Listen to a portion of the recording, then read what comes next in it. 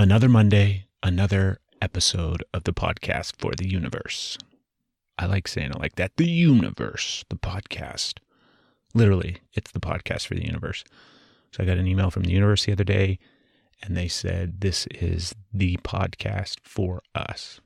So congratulations if you're listening. I'm teasing, of course, but thank you everybody for your support when it comes to the podcast, for all the downloads, all the listens, all the subscribes, all the sharing, all that stuff. We really, really appreciate it. Everyman.co, EVRYMAN.co. Go check it out. Everyman is a wonderful organization designed around facilitating and creating safe space for men to express, feel, tap in, connect with their emotion on a deeper level. And that in turn helps them expand outwardly into all different areas of their life. They've really figured it out, and now they're trying to expand that and share it with everybody. So they're not a sponsor of the podcast.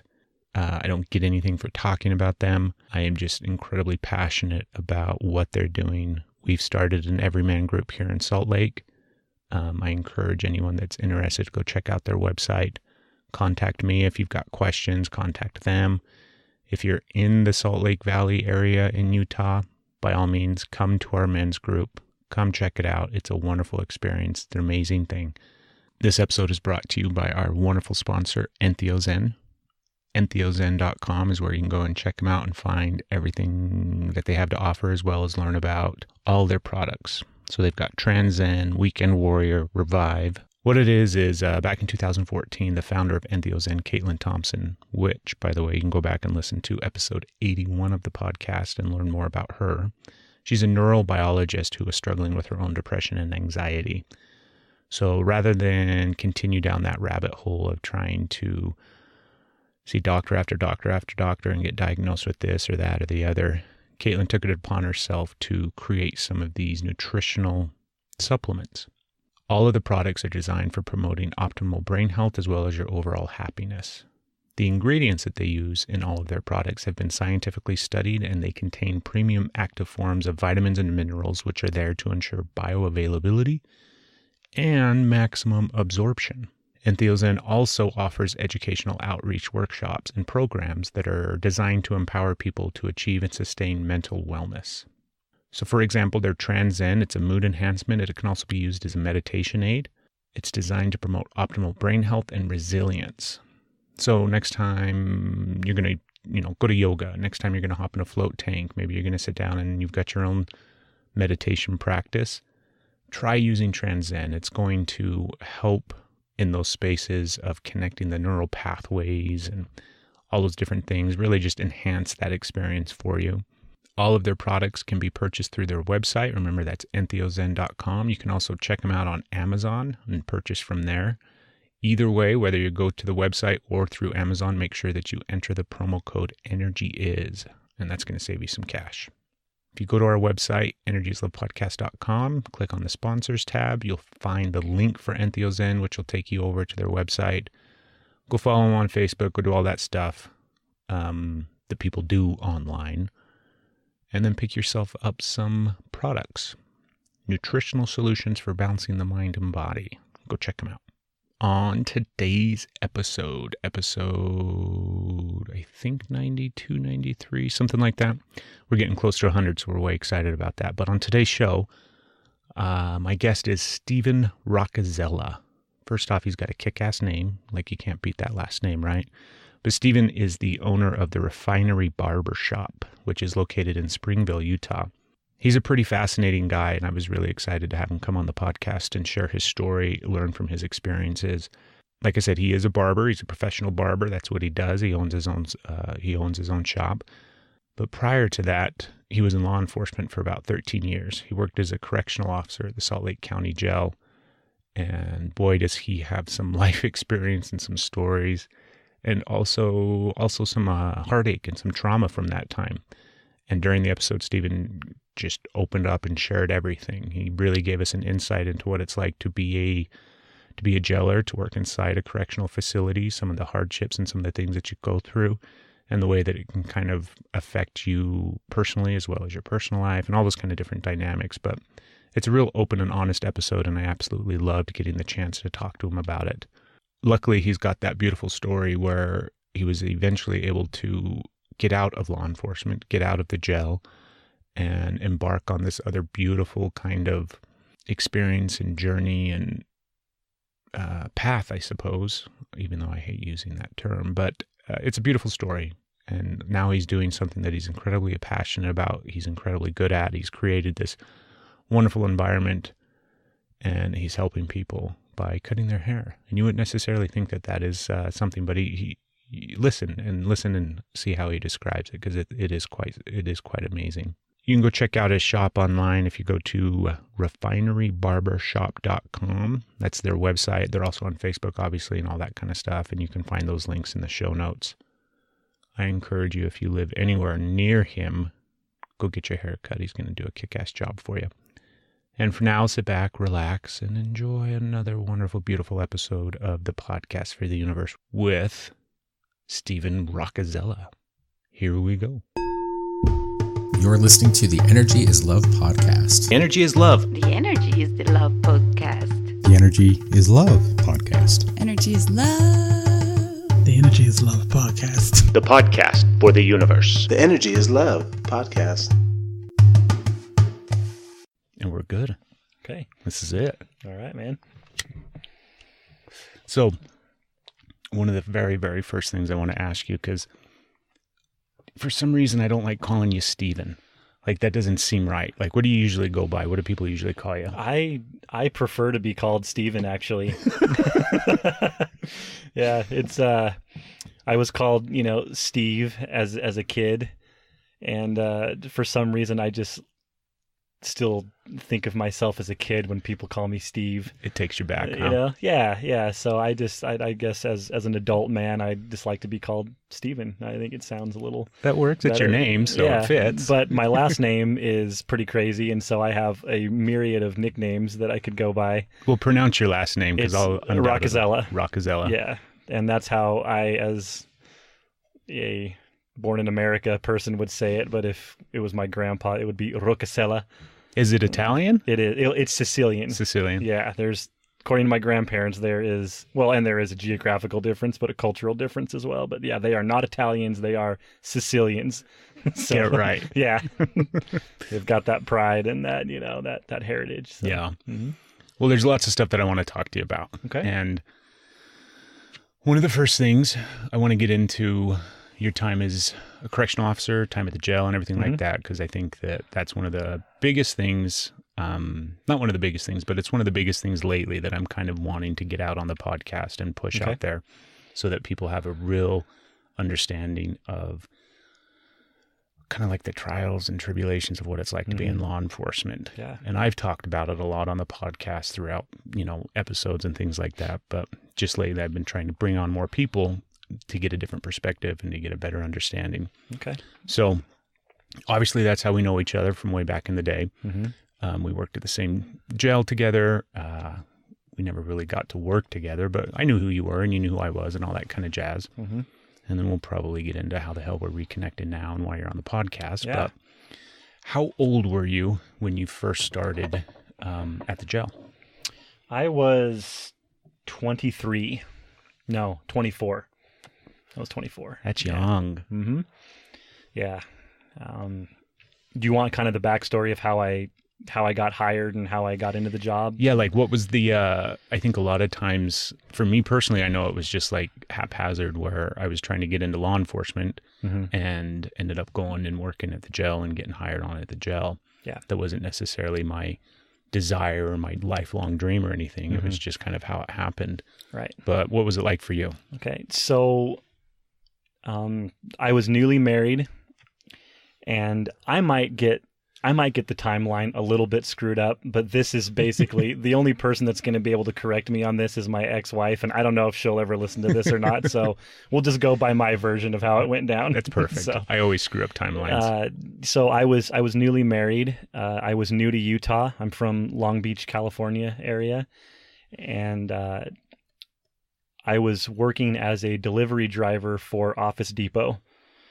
which was an adventure in itself, being new to Utah and having to make, 50, 60 stops a day all over the west end of the valley from 15 west all the way out to like Bingham and way the hell out there from 21st south all the way down.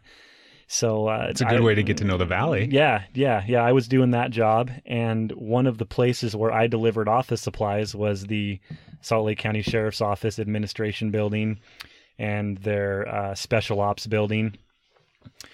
And I was in the course of that job making those stops, I got to know a gentleman who worked over in Special Ops, and he kept telling me, dude, you need to quit being a pussy and get a real job, and you need to come work for the county, and you'd be perfect for this job, and all that kind of stuff. And so I just ignored it for a while because I didn't really have an interest in being in law enforcement. I wasn't sure how I felt about putting my life on the line, or my personal health or mental health or physical or mental health for things that didn't seem very consequential. I guess if somebody, I used to think as a kid, my buddies and I would talk, dude, I'd never be a cop, man. Could you imagine getting shot because you're trying to stop some guy from robbing a liquor store or something, and you just, lost your life, or some dude stealing $50 and he shoots you or something. So I wasn't really into it, but my wife got pregnant, and all of a sudden I felt this need to get a real job. Because the Office Depot job, and it was getting us by, and she was working as well at the time as a dental assistant, and it was just the two of us, and it was easy. But then when the pregnancy happened, that put a whole new dynamic on things, and so I decided to finally take this guy's taunting seriously, and I went down and applied. Did you have any idea? Obviously you didn't have a background in law enforcement. You didn't have, do you know what I mean? Did you have any idea what you were getting yourself into? No, not really. I knew that I would be applying for the jail because I thought, well, if I'm going to get into this line of work, maybe the jail is a good place to start, and I can see if it's really for me or not. But I remember in a few times in the past delivering to the Sheriff's Office Administration Building and seeing, am I allowed to say names on here? Absolutely. Whoever you want. I don't care. Okay. All right. So I'm sure you're familiar with a dude named Durson. Yes. And then there was Harold Reagan. So I remember seeing those two guys walking around. They were in their insert outfits, and they're all black, and they're huge dudes. And I'm thinking, is this what I have to look like or be like in order to work in this place? Because those dudes are freaking savages, man. They're huge, and I asked that guy that I knew from the Special Ops Building that was trying to talk me in. I was like, dude, do I need to be a big guy? Because I'm just, at the time I was about 150 pounds, just this young kid. I was actually a few years home from a mission. I used to be LDS. I joined when I was 19, and I went on a mission when I was 20. And where'd you go on your mission? Columbus, Ohio. Yeah, no place super exciting, but I had a great time out there. It was a lot of fun. Yeah. So at the time I was still very active LDS and naive. And I'm thinking, dude, I'm not an intimidating person. I'm not big. Can I survive in a place like that? And he's like, dude, you'll be fine. You'll go through the academy. They'll teach you, how to handle yourself, and you'll be fine. And I was like, all right, cool. So I ended up applying, and of course I was very, prayerful about it. And I was like, okay, if this is what I'm supposed to do, it'll work out. This is what I'm saying in my prayers or whatever. So I go down, I take the written, I take the physical. And at the time there was a lot of people wanting to get into the Salt Lake County Sheriff's Office. I'm not sure how it is now that they've changed the whole retirement, but at the time it was the 20-year retirement. Mm-hmm. And, the benefits were really good, and the pay was definitely better than what I was getting, delivering for Office Depot. I don't want to lose track of my thoughts here. So I was, So you went down and did all that. Yeah, I went down and applied, and I went through the testing process. Oh yeah, but at the time there was a lot of people, so there was probably 200 or 300 people going for these 25 or 30 spots in the academy. And so I go through the whole process, and when it's all said and done, I end up number 2 on the hiring list. That's nice. There was one other guy that scored better than me, and he was an Army veteran, and he had a degree in criminal justice, you know, yeah. and there was a lot of guys that I talked to throughout the hiring process that I thought were way more qualified than I was, but there was just something about my personality and my vibe that they really, really liked, and I tested well. And I ended up number 2. So of course, in my mind, that's like a sign from God, right? Like, this is what I'm supposed to do, man. I never expected to do that well. And so I took the job offer. And, and then I started in the academy, and I ended up representing our class at graduation, giving our, keynote address or whatever I was the guy who represented the academy. That too. Did you really? Yeah, I was that guy man. as well. Right on. Yeah. So, and at the time I was very open to public speaking. I'd learned to do it as a missionary, talking at church and things like that. So I was comfortable with that. And I think I'm a pretty sincere person. And so I took that as, okay, wow, this is an honor. They want me to represent them. I'll do it. And so I gave the talk and all that. And, and then I started my career working in the jail. So tell me, because I remember very clearly my first, because there's a day in the academy where they take you over to the jail and walk you into a housing unit, mm-hmm. and kind of get you in there to feel everything and see everything and kind of just be in the jail. Yeah. And I remember very clearly my reaction to it. Do you remember your first time walking into that building? I remember going into a housing unit for the first time. Well, I guess I should have asked you. Did you ever work at like Old Metro? No, Okay. no. I was in the. I was there like maybe 1 or 2 years after the new jail opened. Okay. So that's all I knew was the ADC, the Mm-hmm. Adult Detention Complex, and so it was the direct supervision housing,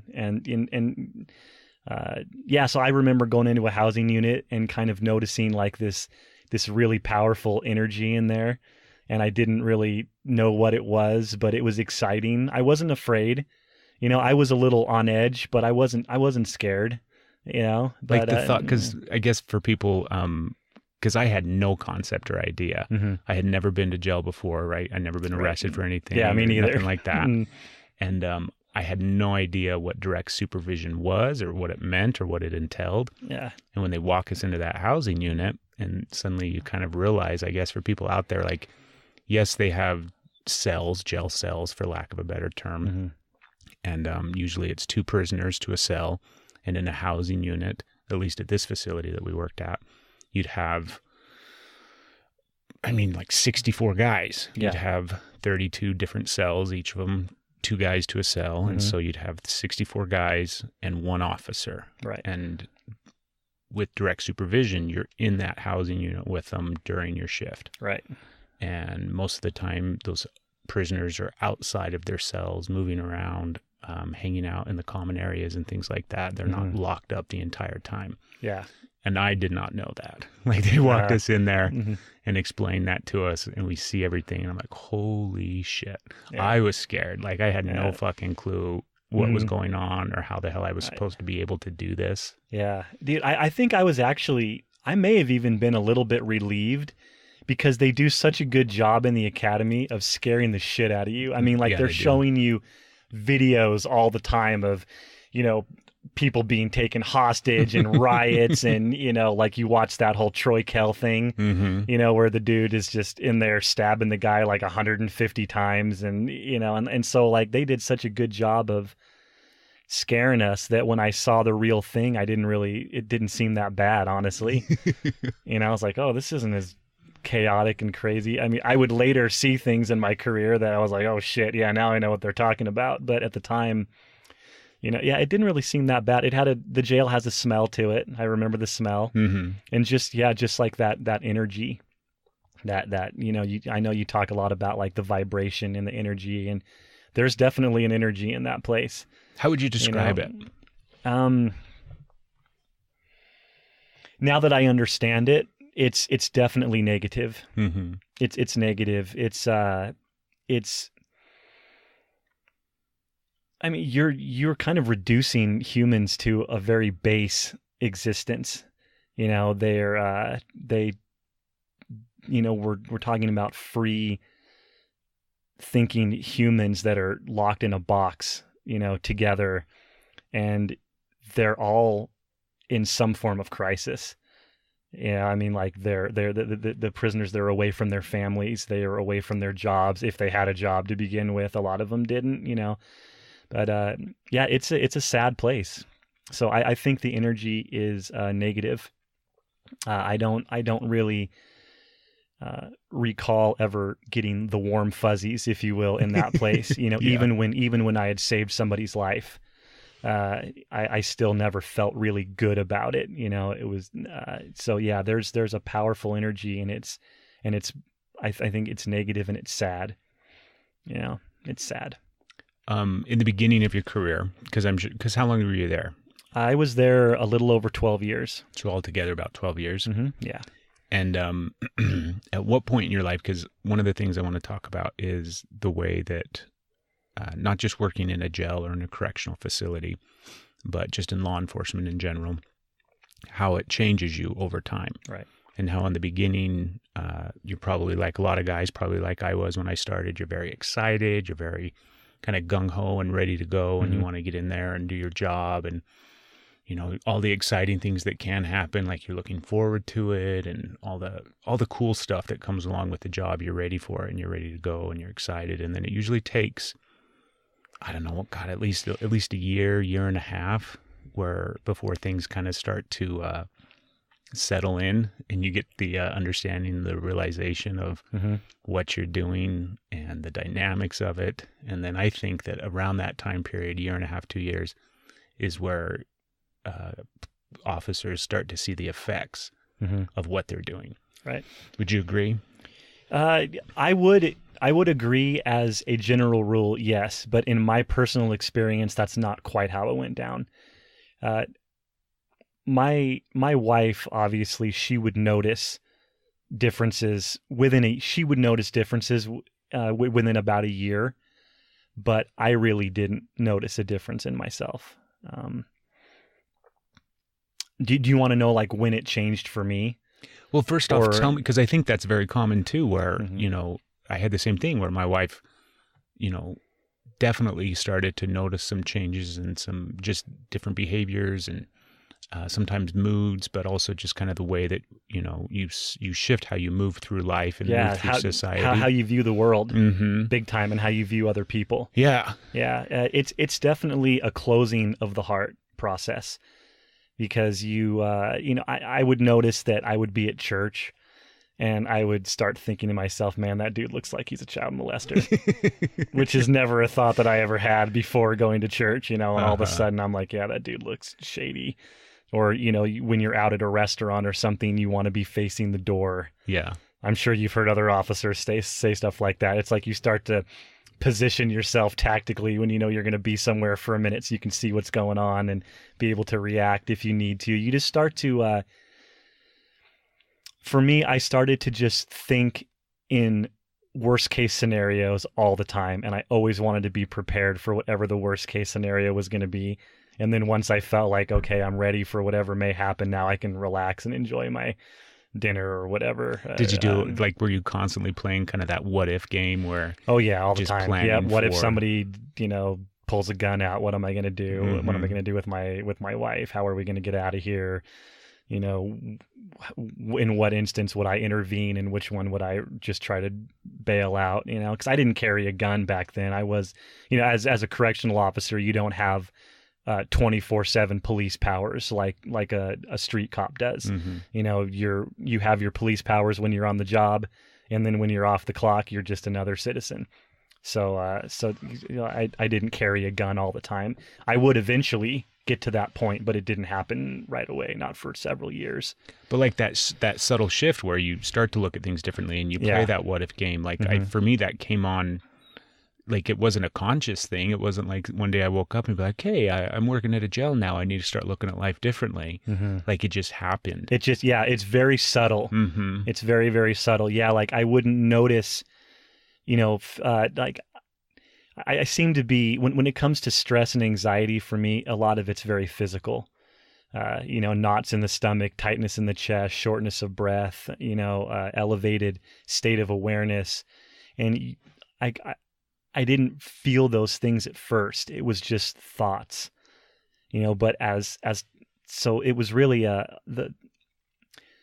it was my brain basically being rewired through experience and through what ifing, because I'm having thoughts I never had before. Before I started that job, I would never go to a restaurant and, have to sit by the door or face the door and things like that. So like you start to think about those things constantly, and it starts to build inside of you. And it took a long time for me to really notice what was happening. It took more than 1 or 2 or even 3 years for me to notice.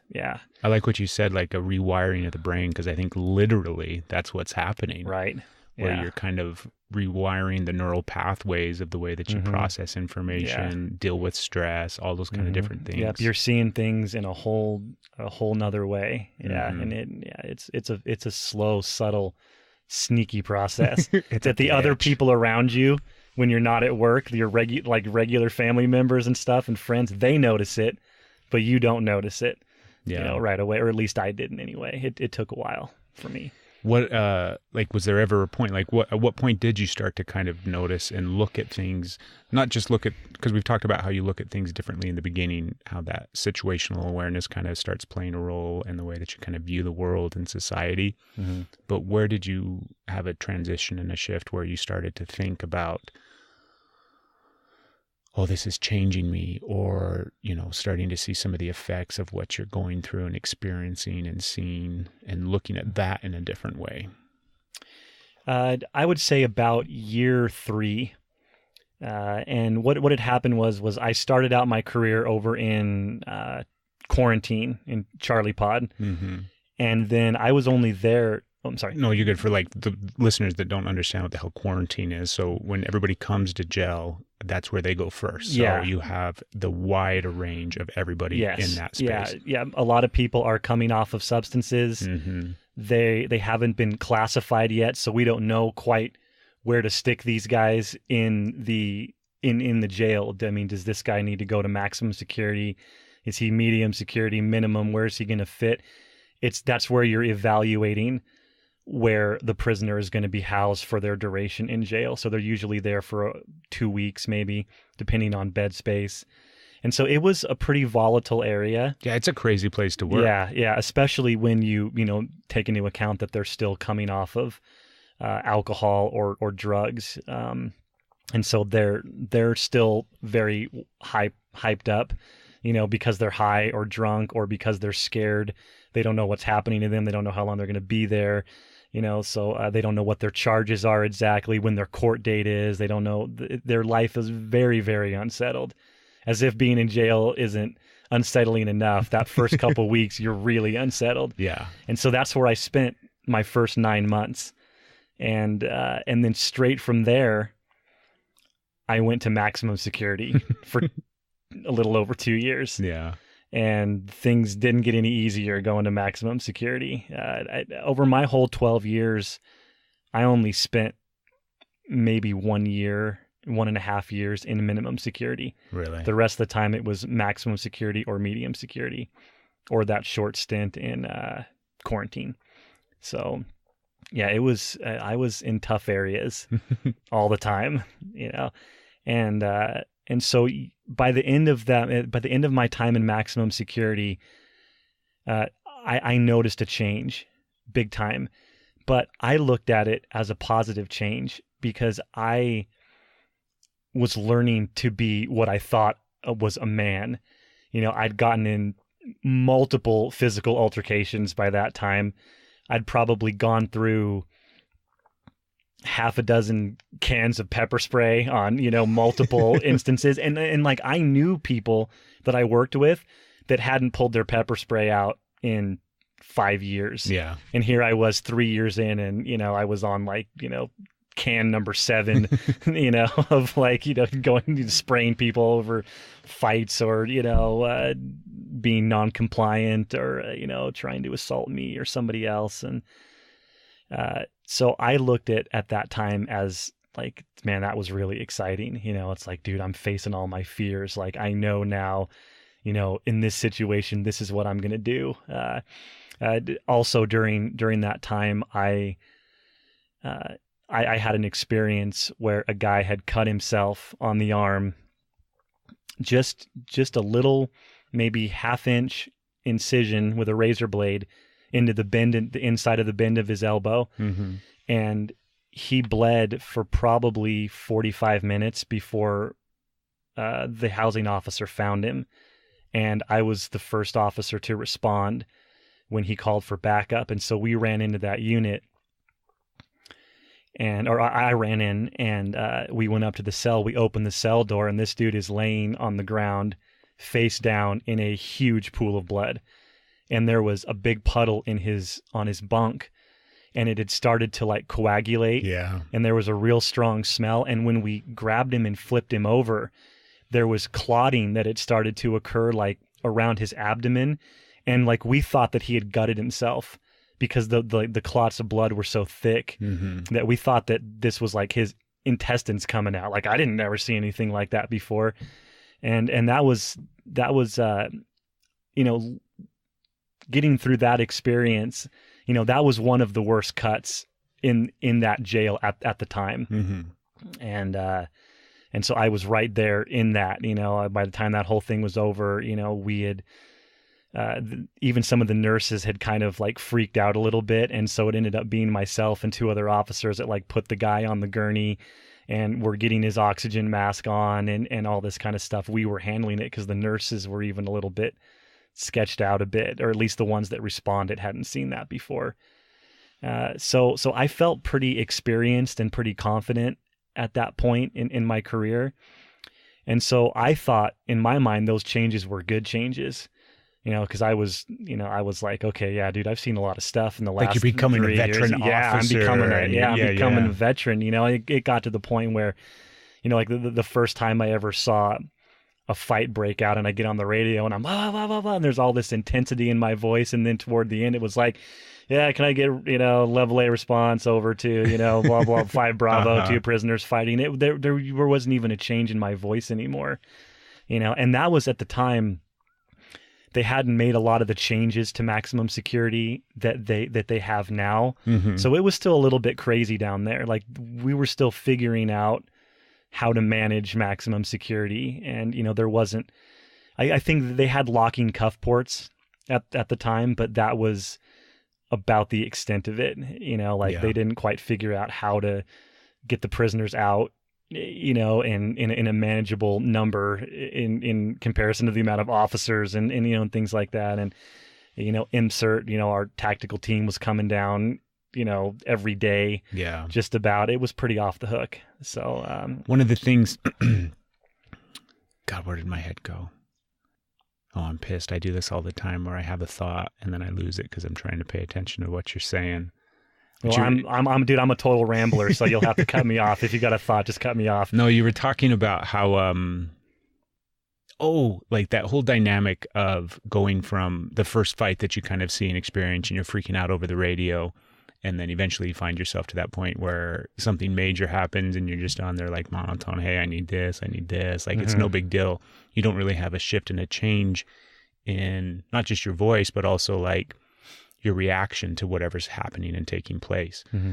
And I think that, because that's very common, obviously, that happens with experience and with time, just from the things that you go through and you see and that you deal with on a regular basis. But I think it speaks massively to how you become desensitized, where your body doesn't even react to the same, do you know what I mean? Like stress and excitement and adrenaline and all these different things. Your body literally has adjusted so much, and like that neural pathway brain thing where you're rewiring your, the way your brain works, your body doesn't react the same way to it. Yeah. And we think of it, like you said, it's a positive thing, right? I'm becoming a good officer. I'm doing my job well. I'm getting the hang of all this. But I think that's like the subtle thing that cops don't realize, that's like the fucked up part where you're starting to change in a negative way because now you're becoming desensitized. You're losing your humanity. Yeah. Yeah. And all of a sudden you're, you find yourself sitting in the break room laughing about some poor bastard's failed suicide attempt. and how, dude, what an idiot, man. If he really wanted to do it right, he would have done this and blah, blah, blah. And it's like, and you totally forget that these are human beings that have hit such a low that they're now, trying to kill themselves. And like, you think it's hilarious. That was one of the biggest things. Or I did anyway. I started to think it was funny, and I want to say you as in you because I don't know what your experience was. No, I totally was the same way. Yeah. I think there's a mentality, there's a culture, I guess is probably a good way to describe it, where you have to, you become very desensitized to the things that are going on around you. And then also as a coping mechanism, you would sit there in the break room and laugh about it, or you would joke about this guy or that guy or whatever the case may be. Yeah. And I realized that, I don't remember at what point, but I got to that point where like I had realizations of like that guy obviously is in a massive amount of pain, and whether he's reaching out for help or he's actually trying to end his life or whatever the case may be. And I'm completely oblivious. I don't give a fuck. Like I have no compassion for him as a human being anymore. And I started to see that split like within me, and that part like pissed me off on one hand and frightened me on another hand.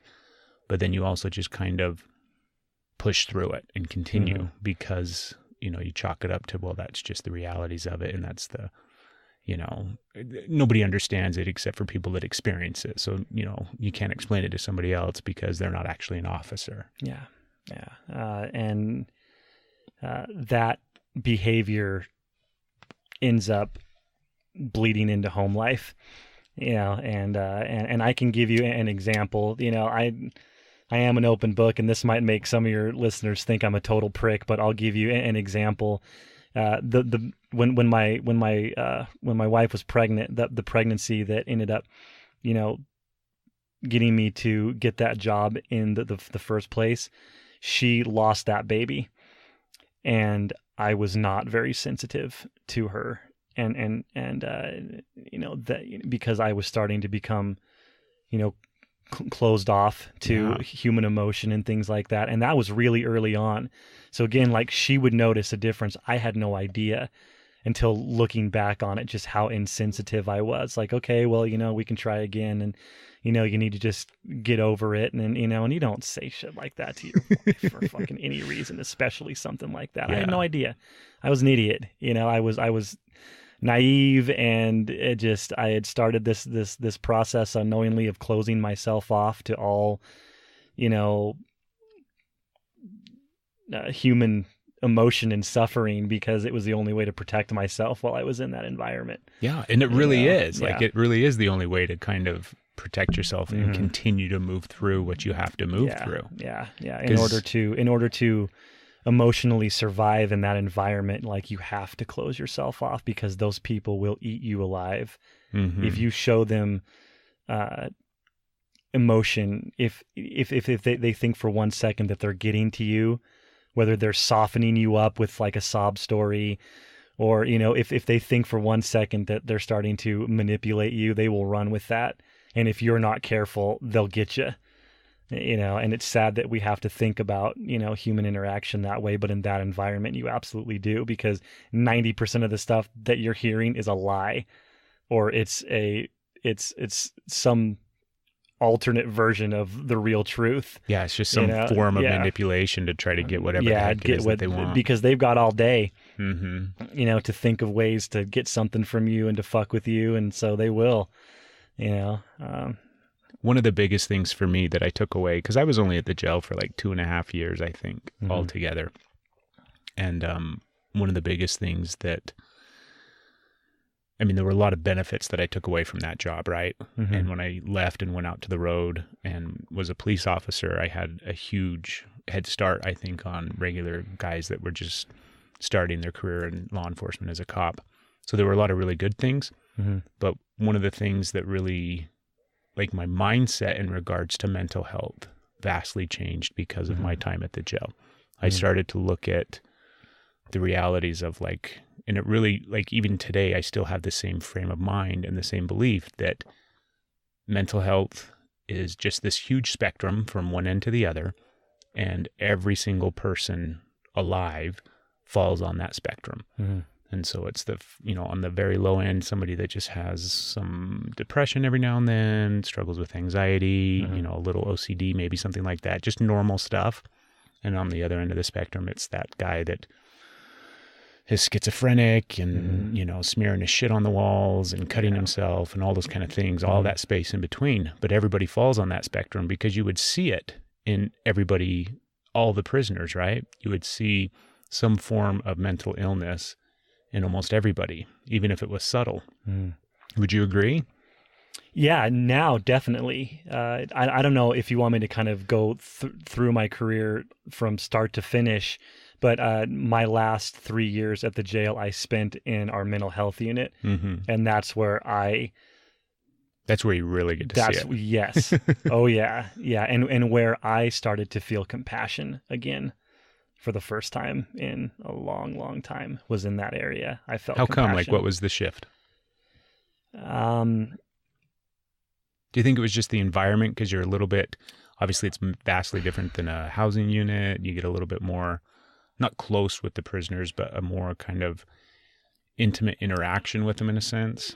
Well, yeah, and it's that for sure, but you work with the same ones every single day. It's not like downstairs or in general population where, you work in a housing unit and then you may not be back in that same unit again for a month or two. And a lot can change in a month in jail. There's so much movement, people are there only for a few weeks or a few months, or if they're really unlucky, they're there for a few years. The judge really doesn't like you, they'll send you to county jail for 2 years instead of to the state prison. But, I worked with the same ones every single day. And I started to see, some of these people actually have a pretty legitimate excuse for being the tremendous pain in the ass that they are to us and to society. Like, I get it now, and having to sit through like therapy groups and, listen to these people talk about their pasts. And, I met women, female prisoners in that jail that had been raped from the time that they were babies by their caretakers, if you want to call them that, drug dealers, or you can have my daughter for a night if you just hook me up with some meth or some heroin or whatever. And then I wonder why 20 years later they're a complete psychopathic crazy bitch, that's violent and hates the cops and hates everybody else. And it's like, yeah, I get it now. Yeah, massive amounts of trauma. Yeah, they have suffered horrible, unspeakable things, and so that's when I started to feel compassion. But there's not a whole lot I could do about it. That's where I got too, where it's like, you couldn't, you do start to feel compassion because you start to, I think it's not for everybody. Not everybody gets to that point in their career where they start to look at things differently. There's a lot of guys that stay in that frame of mind of, they're just fucking pieces of shit and dehumanizing and everything like that. And there's nothing wrong with that. It's not to speak ill of anybody at all. But for me, I got to that point as well where you started to have a greater understanding of what brought them to this point in their life. Right. And like I couldn't turn away from it. Do you know what I mean? Like I wanted to try to help. I wanted to do something, but you can't. Like there's literally really nothing you can do in the role that you play at that moment in their life other than that's just what you are. Yeah. Yeah. And another thing that helped me personally was having my own crisis, mental health crisis, and having to experience that while working at the jail, and that changed me a lot. And, do you want to share about that? You want to talk about that? Yeah, I can talk about that. So we have to fast forward now to my last 2 years at the jail. So I had I'm at this point I'm pretty much fully transformed to your typical completely closed off, negative, jaded, cynical, guy. Like, I felt like I was a victim. I had tried to promote a few times and failed. And so you fucking hate admin. Yeah. You hate everything. You hate everybody. And, I was a victim. I was, it's like, well, fuck, I can't promote. How am I going to provide for my family a better life than what they have now? Like, I'm not going to be able to move up. I've tried twice and I failed. Like, I was really in a bad place. And I decided that I was going to leave the jail and I was going to go work for protective services. I just needed to get out of that place. At that point, I had a reputation, mostly good, but not totally good. I had stepped on a few toes. I'd gotten to a point where it didn't matter anymore if you were my supervisor or not. If I didn't agree with you, I was going to tell you. And like, I'd pretty much burnt all of my bridges as far as having admin looking out for me and, maybe wanting to coach me and help me, promote on that third try. I had burnt all those bridges. I was just like, I'm going to do whatever I want in this place because I've been here long enough. I know what's best and I'm going to do my thing. And then I will ask for forgiveness if necessary, but I'm not asking for permission. I'm my own man. Fuck this. I'm doing my own thing because I felt like I knew better than most, of my supervisors anyway, how to do my job, And so fucking hating everything. Yeah, hating everything. I want out. So I go start the application process for moving out to the Protective Services Division. And I was taking the written test at the county building and I started to have a panic attack. And like while you were there? Yeah, while I was in the middle of the testing process. I don't know what triggered it. I started to have one. I've had a few in my life. I know what they're like. And I started to have a panic attack. And I kind of worked through it enough to finish the test. And then I just got up and I left. And I went home and I didn't feel better. And it just got worse and worse. And I didn't sleep at all that night. And when I say panic attack, we're talking just knots in the stomach, tightness in the chest, shortness of breath, heart's beating really hard and, at some points really fast. And my mind is just, I put my mind to the task of trying to figure out what the fuck was going on. And so my mind was just running constantly. What's going on with me? Am I going crazy? Because now I'd spent all this time around crazy people and I'm thinking, holy fuck, what if I'm going crazy now? And it just spiraled downward to the point where I didn't leave my house for a week. I couldn't be in a room alone by myself. I couldn't go to the bathroom. I couldn't take a shower. I couldn't do anything without my wife or one of my kids sitting in there with me because I thought in my irrational state of panic that I was dying, that I was having some sort of cardiac issue, or that, what if, just all of the stupidest little fears are just so real in that place of crisis, know? And so I didn't want to be alone. I didn't eat very much for that whole time. After about a week, I went to the doctor and I was like, dude, you got to put me on something because I am fucking freaking out. I can't go back to work. Like, I'm having extreme anxiety. It's not relieving at all. I can't stop it. I can't calm myself down. You've got to give me something. And so he started me on an anti-anxiety, antidepressant medication.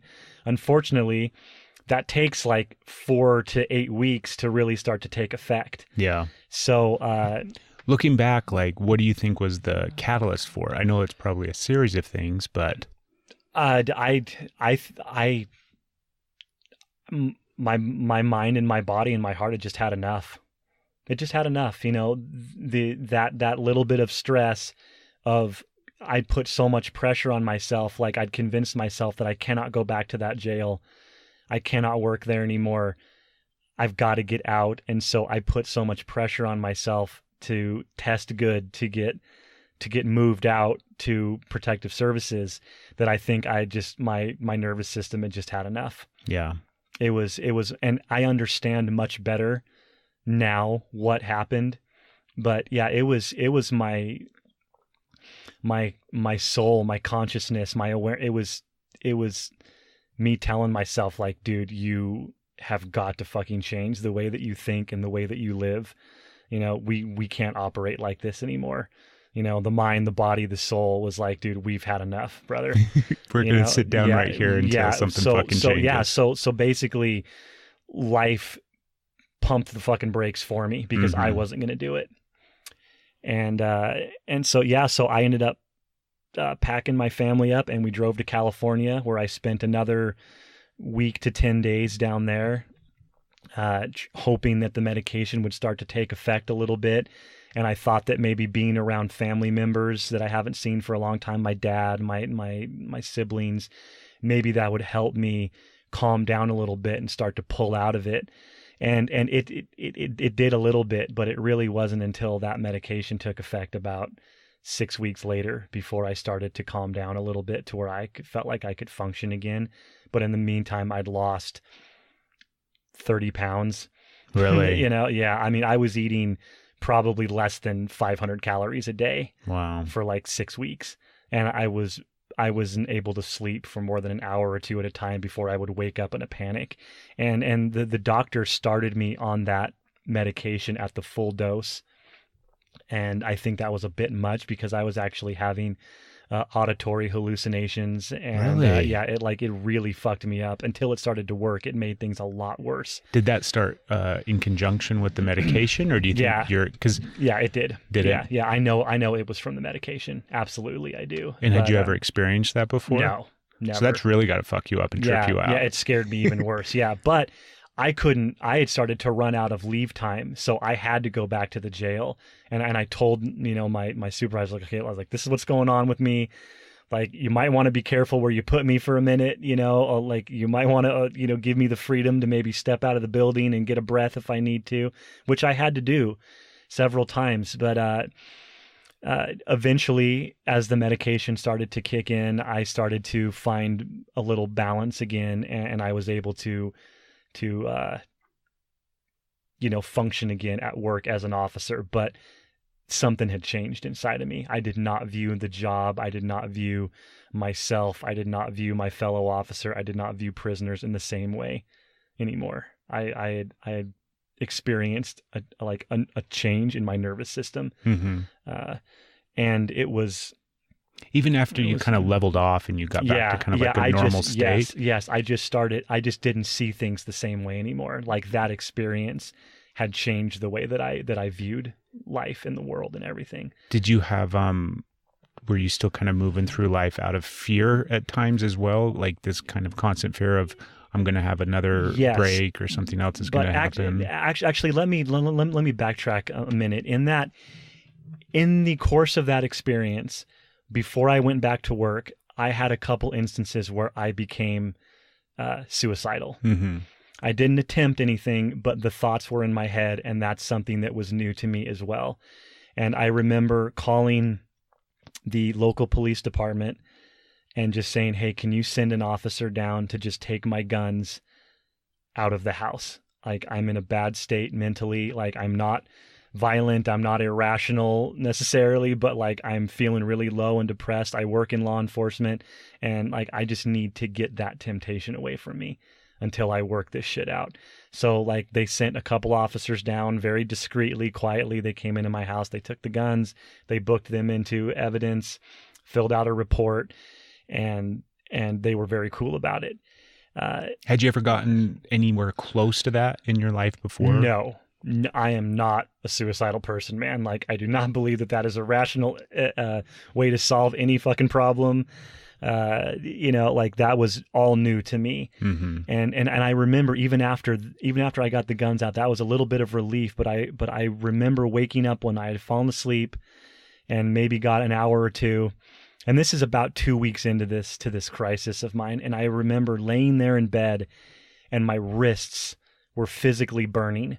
Like, there was a physical heat and a mental heat, if you will, like, on my wrists. And I could not get the idea out of my head that if I just cut them, then I'll bleed all this out. All that pain will go away. And I'll finally be able to be at peace again, because I didn't think that I was ever going to get out of this state of mind. That's how irrational I was thinking. So it's so trippy, isn't it? Like the idea that, because there's lots of ways to look at it, and like there's ways that I look at it, but the mind, like the ability that the mind has to fuck with you, right? To do something so drastically and shift and change. And I look at it from that perspective, where obviously when I say this is all in your head, it's not all in your head, but it's, do you know what I mean? There's a big part of it that's just your brain functioning and chemical reactions and the skewed way that it had been functioning like that for so many years because of the job and the experiences and all the kind of things that we've kind of talked about. But I also think of it in the aspect too, where, like you talked about, like you got to this breaking point and like the higher part of yourself, your soul, your consciousness, whatever we want to call it, said, whoa, like stop, we're done. And then it continues to fight that battle to get you to recognize, like, this is what has to take place. And so I'm going to take you into some of the darkest, shittiest, deepest parts of yourself so that you will see that, goddamn fly, so that you will see that change needs to take place and occur. Yeah. You know, I think what saved me from making that decision in that moment of crisis was that I had seen enough people cut themselves at the jail and fail. Yeah, it's not, well, I should say it's not easy, but and also I was actually there again, first responder to, this is back in the just backtracking a little bit, like speaking of cutting, I was again the first responder, excuse me, to the first official death from a cut in the county jail. Really? In that jail, it was absolutely horrifying. Like, dude had slit his throat open, and you know, again, here I am, the first guy in the cell, and I'm down there putting, you know, my hand over his open throat, trying to stop bleeding. And it's just a complete bloodbath, something out of a horror movie. The smell, looking into his eyes, he looked like a fish out of water where he's just gaping for air, and he's so weak that he can't breathe, and his eyes are just glassed over, and he's staring at me, you know, and I'm literally the last thing he's seen as he's dying. Fuck. And yeah, that was pretty rough. But there was a whole bunch of academy class people that were in the jail that day, and they got to respond to that. Holy shit. And they saw it too. And the funny thing was after the whole thing was over, they were in the break room, and I come walking in there, and I've got blood all over my uniform, and I just walk over to the fridge, and I pull my food out, and I pop it in the microwave, and I sit down and I start eating, and they're all looking at me like, what the fuck is wrong with this dude? It's like a true jailer right there. Yeah, dude. Yeah, and it was spaghetti. Oh god. Didn't even faze me. Didn't even give a shit. You know. But anyway, so fast forward back to this moment where I'm feeling like I need to cut my wrist. Luckily, I'd seen how that scenario works out enough times to where I was like, no, dude, that's stupid. But if I had just been a regular person and was in that kind of crisis and still had this romantic idea of, you know, oh, I'm going to cut myself and it's all going to go away. Shit, I may have done it. Who knows? And then I would have left my poor wife and kids with that fucking mess. Yeah. You know, that kind of trauma. So I'm so glad that, you know, in retrospect, that I didn't make that decision, obviously, but, you know, yeah, it was thick in my head. So anyway, I'm back to work now. I'm medicated. I'm more level, but I'm definitely like, I know now that I still like, okay, I can function on this medication, but I need to get the fuck out of this line of work. And that's when I started looking for other alternatives, and I happened to find barbering. Becoming a barber. See, I'm so excited to talk about this part of it, because we'll just segue right into it then, right? Nice smooth transition. Well, I think because I was thinking about this today before you came out here.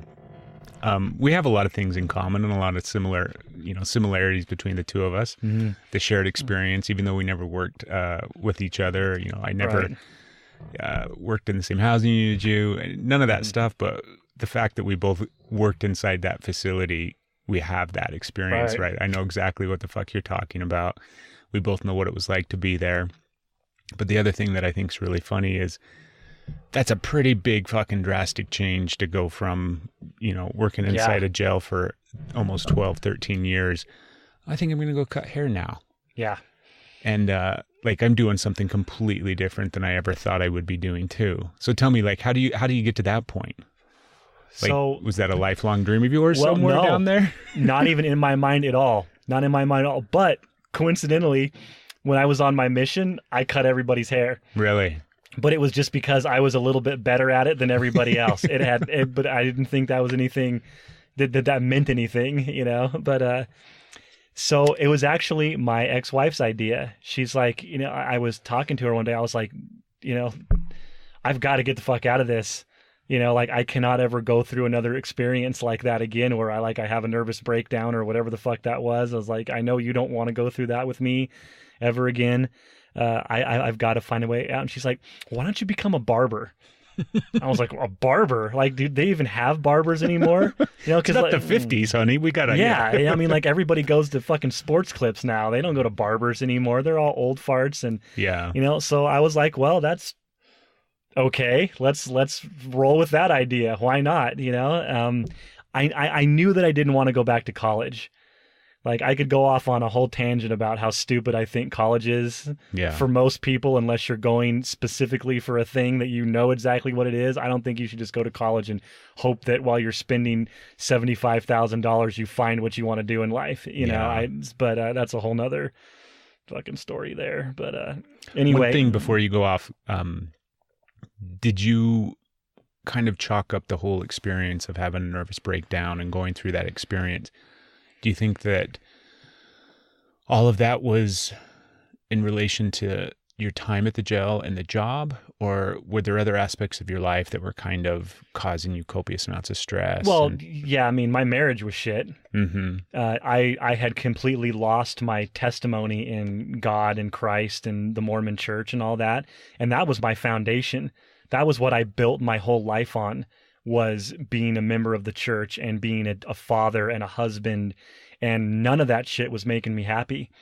I have 3 incredible children and I was fucking miserable. I was up until that whole nervous breakdown thing, I would get a knot in my stomach going home from work rather than going to work. Really? I was more comfortable in that jail environment where I was in control and I knew exactly how to handle every situation. And you can't do that with your kids. See, I think that's so common, know? And I think that, it's sad when you look at it like that and you explain it that way, but I think it's really, really common. And most likely it's probably not even just people in law enforcement. I think that's probably common for a lot of people where, they look forward to going to their job, even though it may be an incredibly shitty job or a job that they hate, but simply for that fact that they can control that environment and that's, that situation. Whereas opposed to home, you have all these things that you almost feel helpless at times to control. Yeah. I mean, my wife and I had a terrible relationship. She didn't like me anymore. She loved me, but she didn't like me. She didn't like being around me. She didn't like, obviously our sex life was, pretty much non-existent. And I didn't know why, because we never communicated. And I didn't see what a huge douchebag I had become, and so the marriage was terrible. I didn't know how to handle my kids. And they're really good kids. They're really fucking good kids, man. They do, even still to this day, my 13-year-old son, texts me and just tells me he loves me and he misses me and, I love you. He still calls me daddy. He's 13. Yeah. They are innocent, sweet, beautiful children. They're not even a pain in the ass. I just didn't know how to fucking deal with them. I was terrible at it, So there was definitely external stresses as well outside of work, but like anything else, it's all interconnected, right? It's all combined where the job plays a role on your personal life plays, it's all that stuff that gets mixed in together. Yeah. And I was also flirting with infidelity as well. I don't have a problem saying it. I was starting to connect with women at work that understood the struggle of the job, and I could relate to them and I could talk to them, and then we would become friends, and then there would be a romantic element that would start to develop. And, so I was flirting with that, and that was putting a huge stress on me because that's not me. that is not me. Like, I'm not a cheater. Yeah. And I'm not a liar. But here I was lying to my wife about where I was going sometimes and who I was with and things like that. And, you know, I had become the thing that I fucking hated the most in life. I was a liar. And that was weighing really heavy on me as well. See, I think all of those things are just coping mechanisms for the inability to deal with the emotion that you have going on in life, right? For me, I think that, because I had the same thing, you know, I had the same experiences and the same challenges, and looking back now. A lot of people were, dude. Like, Yeah. dude, that jail is a fucking Tinder locked into a building, man. I mean, it's like everybody's cheating on everybody else, dude. I mean, like, I remember this like one couple that came into the jail at the same time, and they were married, and like the wife was really good looking, and I was like, oh fuck, I give that thing a year and she'll be on someone else's cock, man. Just wait, you know. And sure enough, she was, you know, and they ended up getting divorced and blah blah blah. I mean, like, dude, everybody was. I'm not gonna say everybody, because there's some good, honorable, strong dudes and women that work in that place. Well, what you know? just said, good, honorable people. Yeah. I don't think there's anything, when I say, not that infidelity is not an honorable thing, but the fact is, in life, we have all of this shit that we have to deal with and experience and move through. And so many people just don't have the skill set to do it. Right. Yeah. And when you're in law enforcement or any sort of high stress job, I mean, the military is the same way, anything, right? When you don't have the coping mechanisms to deal with the things that you can't deal with, then you don't deal with them. Right. And then you have to find ways to feel again, or to, you know, even disconnect more from, I mean, it's people that get into alcohol, people that get into drugs. I mean, that's how many people did we see come through the jail that were addicts? Right. Yeah. And I started to see those, because you'd see those guys come in high as a fucking kite, behaving completely insane. And then after like a month of getting off of everything and kind of detoxing, they'd be back to being kind of normal people. Yeah. Yeah. And I had conversations with some of those guys over the years where, you know, like, how early or how young did you start using? And they were like, some of them were like 9, 10 years old, you know. Well, their parents were using too. Yeah. Yeah. And it's not just seeing, you know, doing what you're, you know, kind of that mirror thing where this is just normal because it's the environment that I'm in, but it's also that inability to cope with what they're experiencing and going through. So just disconnecting. Yeah. Yeah. You know, and also on top of that, I'd lost a few friends to suicide over the years in that place too. I mean, suicide, I think the suicide rate is astronomically high in law enforcement and military type jobs, but it's also high in other jobs too. I mean, this is not a problem that is just law enforcement related. I mean, dude, like, you can find infidelity and scandal and drama in any place where there's more than one person working there, you know, like there's like, you're going to find stuff like that. So it's not exclusive to law enforcement, but it seems to be pretty heavy there, you know, maybe more than average. I think people would be surprised how often somebody kills themselves. I was like, as a cop out on the road, I saw it way more than I did in the jail. And it was just so shocking for a while. And then same thing, you just become numb to it. But like regular everyday people don't realize that how rampant suicide is and how often people are taking their own lives. Yeah. We got off on a tangent though. It's okay. So I'm going to become a barber. Yeah. All right. So I didn't know that yet, but I decided, I was like, all right, well, I will look into this barber thing. I'm not going to put much into it, but I'm going to look into it. So I started looking up barber schools, and it turns out that there is a barber school in Salt Lake. And I went down there to check it out, and I walk in, and immediate peace. It's like I can smell aftershave. And there's like this low hum of like, you know, clippers going and soft talk and, you know, laughter. And there's these two old farts walking around with their little, and they're in slacks and wingtip shoes, and they've got their little vest on, and they're walking around and they're stopping and they're helping the students with a haircut or whatever. And I was like, holy shit, dude, this is pretty cool. You know, it turns out that those two old farts, between the two of them, had 120 years of experience behind the chair. Oh, wow. Between the two of them. One of them was 90 years old, the owner of the school, and he was still cutting hair at 90 years old. He'd been doing it for 70 years. And then the other guy had been doing it for 50. That's nuts. That's right. Is that 120 Yeah, it's years? 120. Yeah. So like, I was like, wow, there might be something to this. So I left and I started going around and finding barbershops and saying, and just asking the barbers and like the shop owners, like, how would I go about getting in this? Like, there's this school in Salt Lake. Would you recommend I go there? And they all spoke very highly of it. So I went down and I talked to the admissions people, and they're like, okay, if you're going to be a student here, we need you here. If you're going to be part-time, because I was working full-time for the sheriff's office. So they're like, we need you here evenings and all day on Saturdays. And I was like, holy shit, how am I going to pull that off? How am I going to pull off, every Saturday off in law enforcement? Yeah. So I set myself to the task of creating a situation where I could get the hours I needed to go to barber school. And it took a fucking year.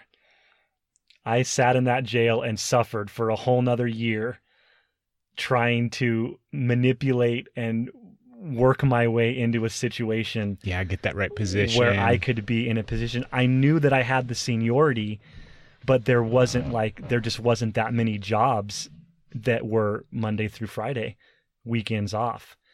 And so I manipulated my lieutenant into, I convinced him that there was a need for a specific duty up in mental health, and that I was the perfect fucking guy to do it. And I did it. And he said, okay. And he created, it was called the cleaning officer.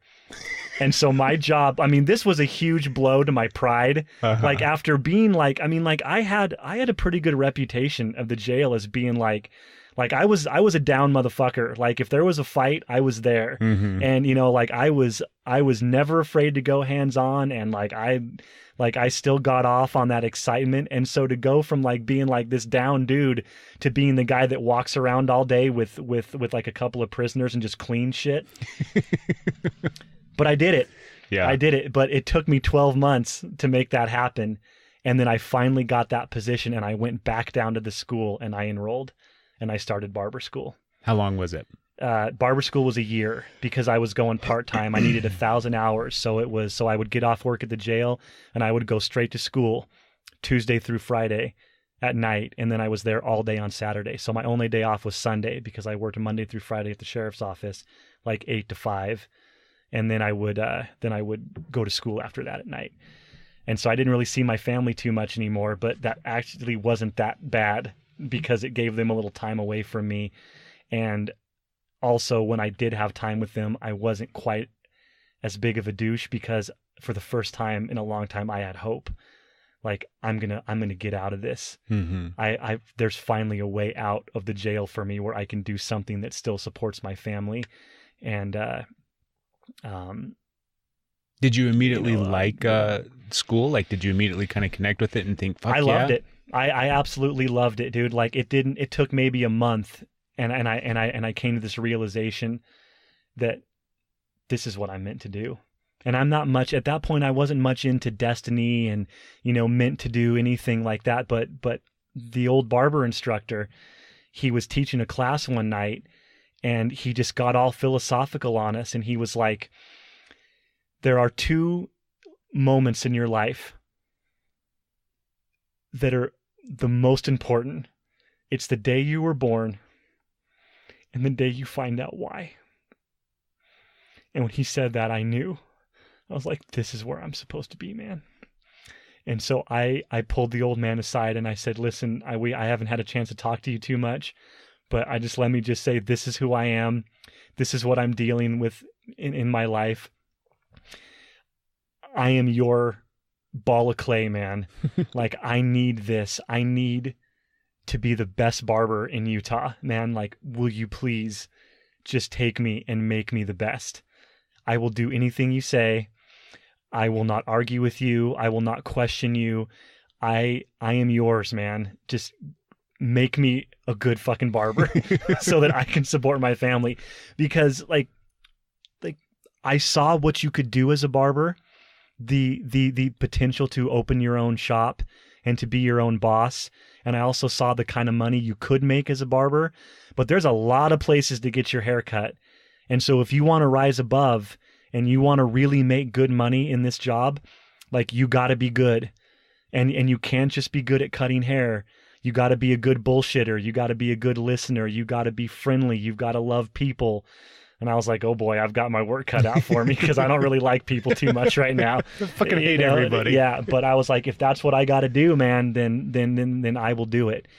And so as time went on, I started to open up with some of my coworkers about what I was doing, and they thought I was crazy.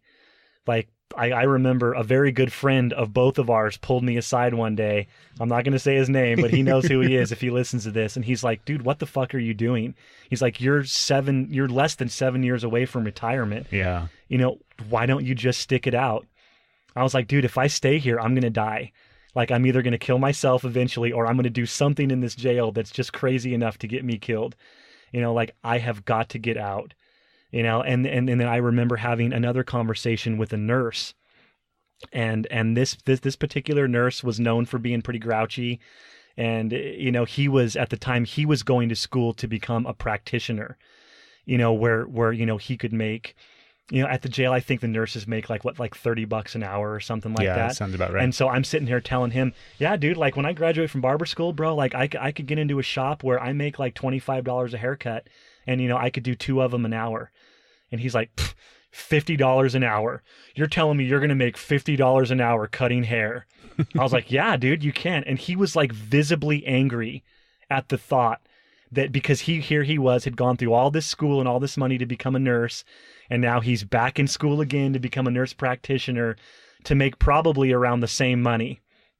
You know, and he was like, dude, that's ridiculous. That will never happen.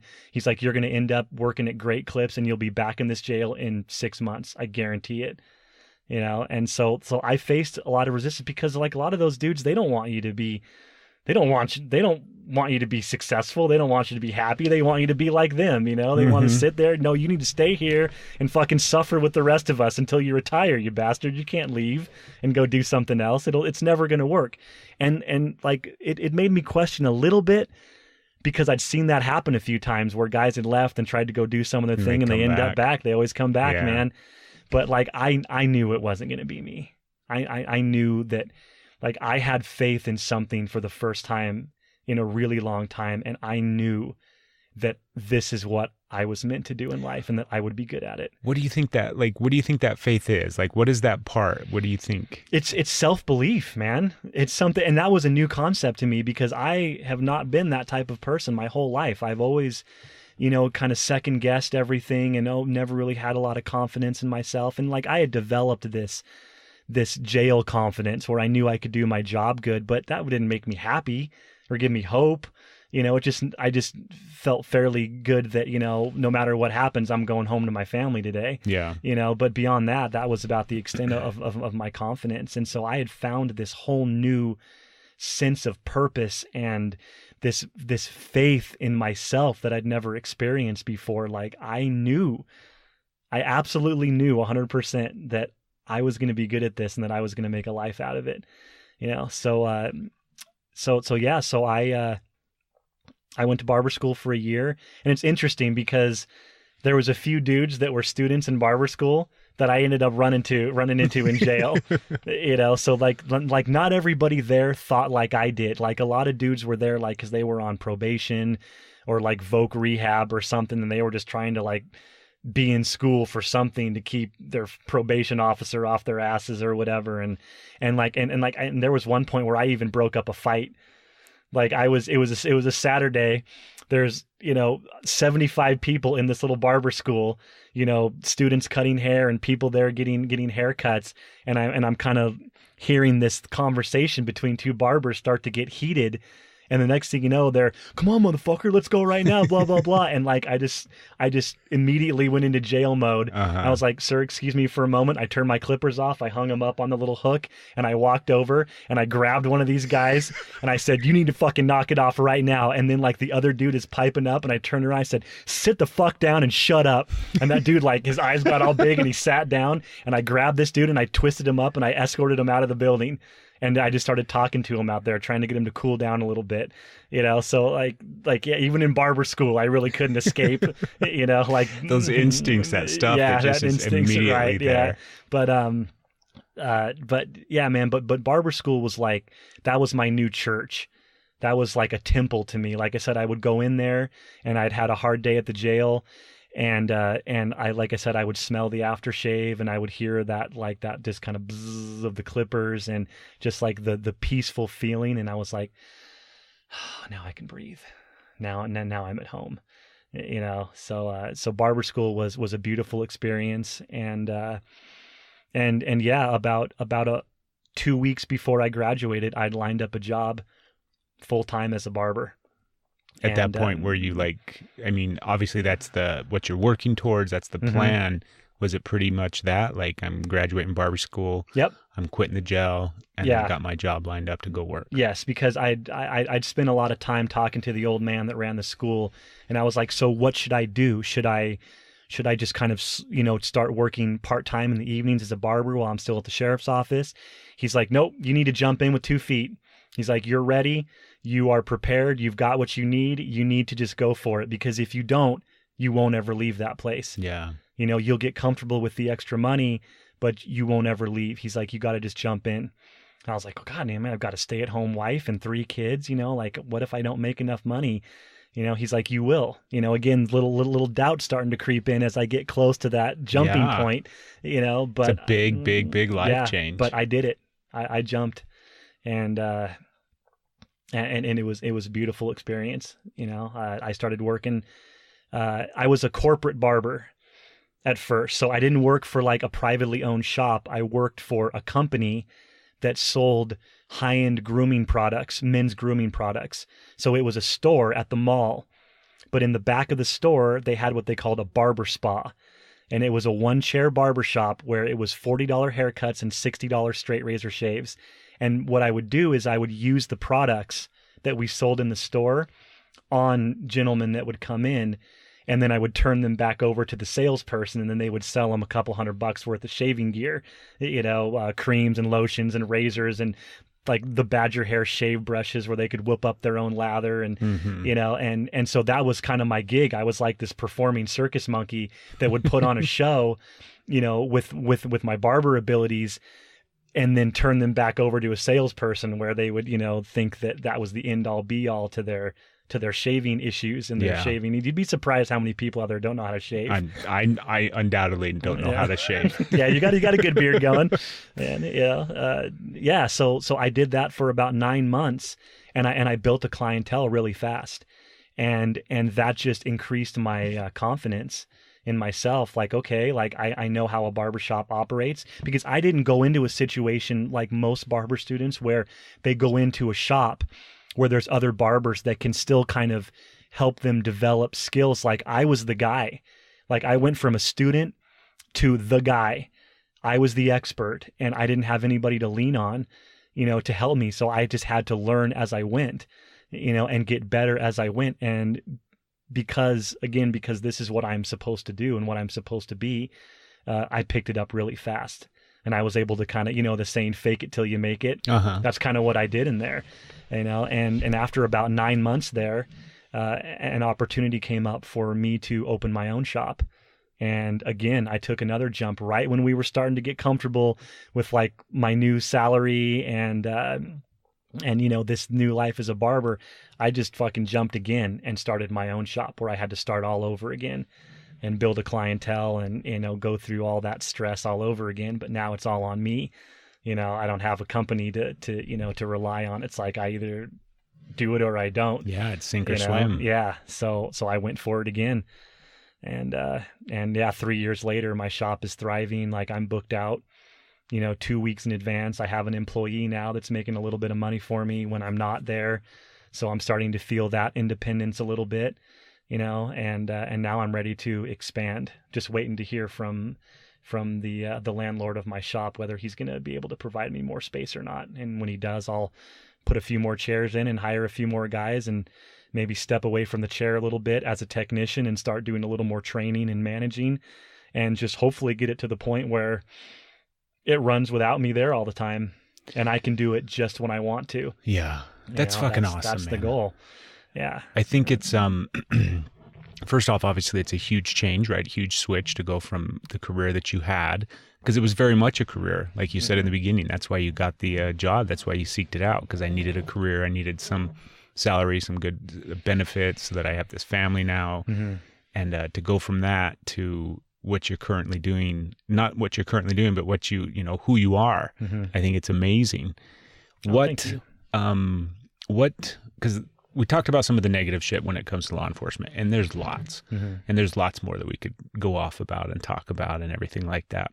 But what were some of the things that, you've been out of it now for 3-4 years? 4 years. Yeah. 4 years this month. What are some of the benefits that you think that you gained during that time period working for the sheriff's office that crosses over, not just to being a barber, but life in general? Well, the first thing that comes to my head would be appreciation. Appreciation. I worked, in my opinion, in hell. It's an accurate description. In my opinion, in hell. Yeah, I was the exact opposite of the man that I want to be. Where I was, closed off and jaded and violent at times. And I was in a situation where I was not allowed to feel for anybody else. I was not allowed to be compassionate. I was not allowed to feel empathy or sympathy. And I was in a situation where I tell somebody to do something because that's my job. And every time I open my mouth, this was my mindset of survival in the jail. If I'm going to open my mouth to a prisoner and tell him that he needs to stop doing this certain thing, or he needs to go to his cell and cool out for a while, or you need to do this, you need to do that. If I open my mouth, I'm taking it to my death if necessary. Because if I don't, then my word means nothing. And how are the other prisoners in that jail that I'm responsible for supposed to feel safe? Which is really what my job is to keep those motherfuckers safe while they're in jail. And if I tell a prisoner, go to your cell, and he says, no, fuck you, make me go to my cell, and I don't do it, then I'm worthless, man. Yeah. So that was the kind of stress that I was under on a daily basis. And now I go to work and I take a person and I sit them down in a chair and I make them feel amazing. Like, I get to listen to their problems and I get to feel emotion with them. And at the same time I'm doing that, I am creating something beautiful. I'm using my hand-eye coordination. I'm creating, I'm taking this ball of hair and I'm shaping and molding it into something beautiful. And the gratification is that when I turn that person around and I show them themselves in the mirror, when they're done, they smile and they're happy with what they see. And they're happy with the person that they look at in the mirror. That's who I am. That's what I want to do. That's the man that I want to be. Not the, hey, do this thing or I'm going to kick your ass, but I get to improve people now. And that's really what a barber is to me. It's not about the haircut, and it's about the opportunity to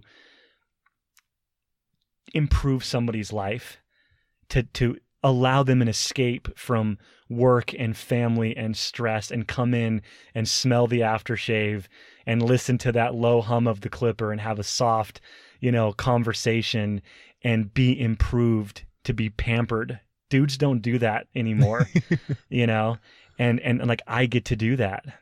Does it feel and much? That's my job, man. That's all I do every day is shoot the shit and create art and make people feel good. Does it feel much more aligned with who you feel that you are? Absolutely, man. That's who I am. And it's evidenced by the success that I've had, but maybe I wouldn't appreciate it as much if I hadn't gone through what I went through at the jail. Well, that's the other thing. So I guess that's what I meant by appreciation. Mm-hmm. Not only appreciation that holy shit, I survived it, but that in contrast, my life is so different now, and maybe I wouldn't love it and appreciate it as much as I do. And my life is not by any means easy.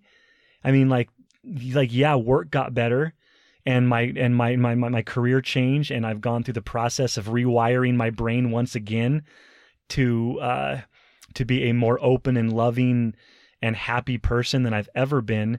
But at the same time, I still ended up getting divorced, and my ex-wife decided that living in Utah wasn't right for her and the kids, and so she moved to Nashville, Tennessee.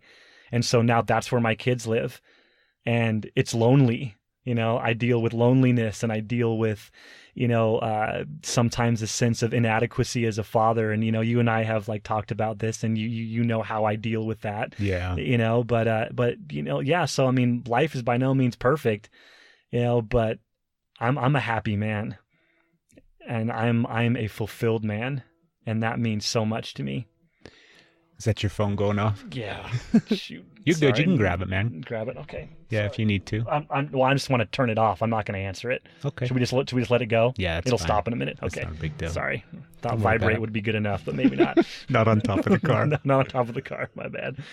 So, yeah. So I'm not trying to tell you that my life is roses all the time. I mean, I've got my trials and struggles just like everybody else. I still deal with anxiety, and I still deal with, I'm not going to say depression, but a little sadness, What's your hesitation to say depression?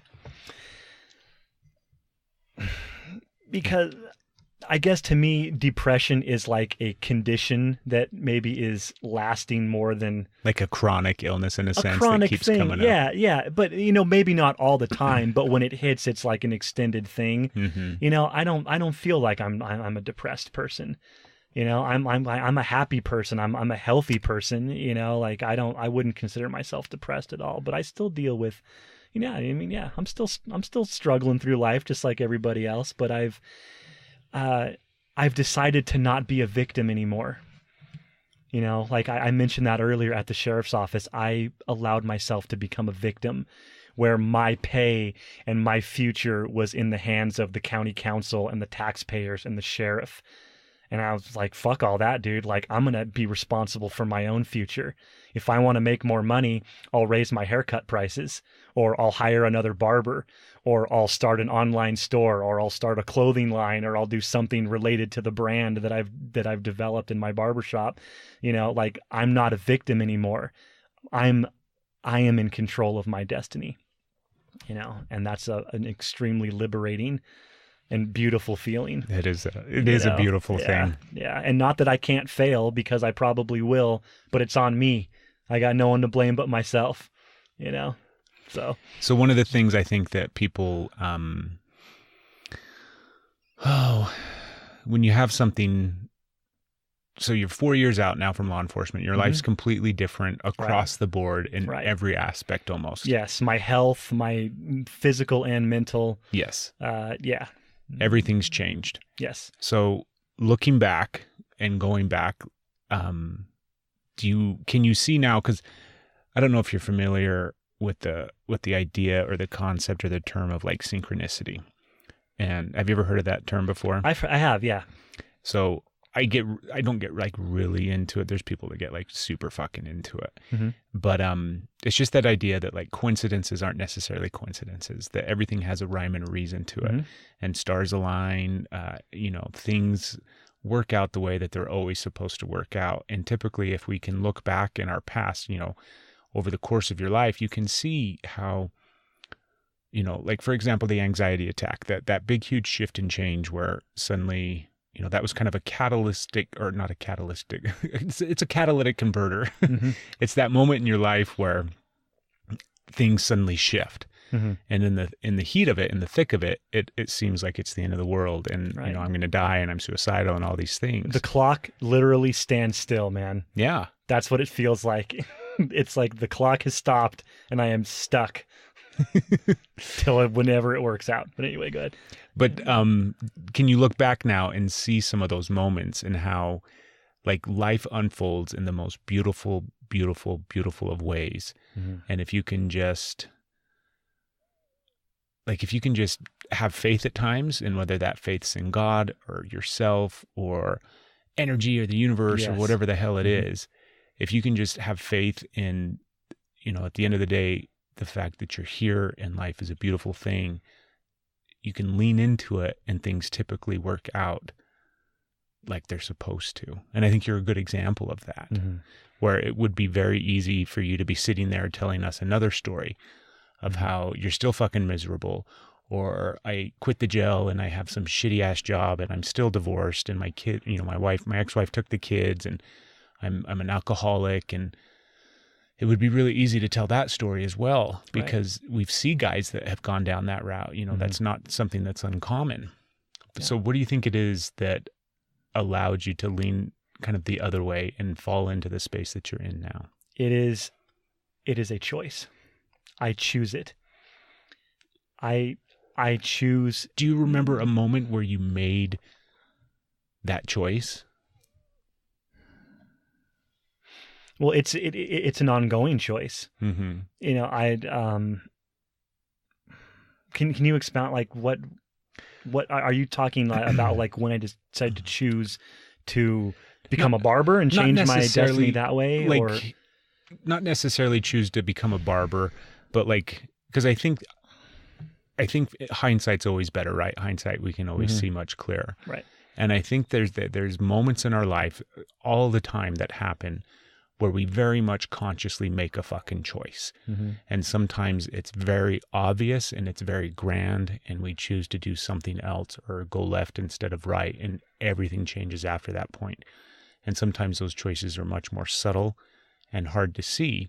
But do you remember like the moment, and not even necessarily the physical choice of like, I'm going to quit the jail and I'm going to become a barber and this is my calling now, but like the mindset of like kind of embracing that choice or that decision? Does that make sense? I don't know if that's really a question. No, but well, I think that it is an ever evolving, ongoing process. Mhm. I couldn't name a specific moment. It was one of those things where life was trying to drag me out of my rut, and it was a series of small decisions to just stop resisting and just go with it. Does that make sense at Very all? much Is that so. hopefully that's what you were looking for? And it's a thing that I continue to do. You know, just the other day, I had this college kid in the barber shop, and he was in there kind of complaining about this situation with his girlfriend, and you know, like dealing with this. You know, I don't want to really get into details about the kid's like situation, but what I told him was, it's like, obviously there's something about this relationship that triggers some pain inside of you. There's a thorn, if we're going to use the old biblical thorn in my side thing or whatever, wherever that comes from. And I told him, I said, well, you can choose to remove the thorn, or you can choose to mold your life around protecting anybody from touching it, so that it never gets triggered and you never have to feel the pain of that thorn again. Because you can go two ways. You can choose to protect it, or you can choose to get it out, Mhm. and then you don't have to worry about it anymore. And that's what I'm continuing. It's just a continual thing for me. I choose to remove the thorns as they come up, and as pain is felt, emotional pain, physical pain. Instead of going around it and trying to avoid it, I just go into it and just get rid of it. So Does that? it makes total sense. Okay. And it's kind of what I want to talk about as well, because we've reconnected recently, and I've learned more about you probably in the last 2 or 3 weeks than I ever knew about you in the short time that I worked at the jail, which is fucking awesome. Ryan, thank you. Likewise, man. You talked about you used to be in the Mormon church, you used to be LDS and everything like that, and that was how you kind of defined yourself in a sense, and you had a lot of connections and ties there. You're no longer there, right? You're no longer a member of the church. So technically, I guess I'm on the books. Yeah, but all of us are on those books, especially if we live in Utah. It's like by default, and they will find you. If don't you're cross the border into the state. But where do you find faith now? Like, what is it that? Because I can tell from talking to you during this podcast, and also just from the time that we've spent recently, like you have a deep fucking faith. And so, what is it? Where does it resonate? It is the faith in surrendering to the flow of life. Life is going to happen, and I can go with it or I can try to go against it, but it's going to happen. You know, I might get sick. One of my kids might get sick. My business might fail. Oh man, I don't know if that's quite what I'm trying to, I have faith that if I surrender to the flow of life, everything is going to work out. That's what my faith is. And I'm also trying to further develop a faith in myself. I follow this guy called Wim Hof. Yes. And I've started the last 6-7 months or so, I've started following his program. Taking your cold showers? Yeah, and I've even taken it further than that, where like I'm doing ice baths and full immersions and like really cold reservoirs and stuff like that. And also those breathing techniques. But like, I have faith in the abilities of the mind and the body. That's what I'm starting to do. I guess that's where my faith is expanding now. I choose not to believe what industry and religion and government tells me I'm supposed to believe, even the medical industry, about what my body is capable of and what my mind is capable of and what I'm supposed to think and what I'm supposed to feel and how I'm supposed to behave.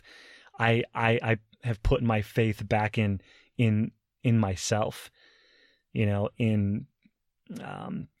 Pushing myself in the ice bath or in the reservoir a little longer, staying there a little longer, because I believe that, if I focus mentally on creating warmth, that I'm going to avoid the,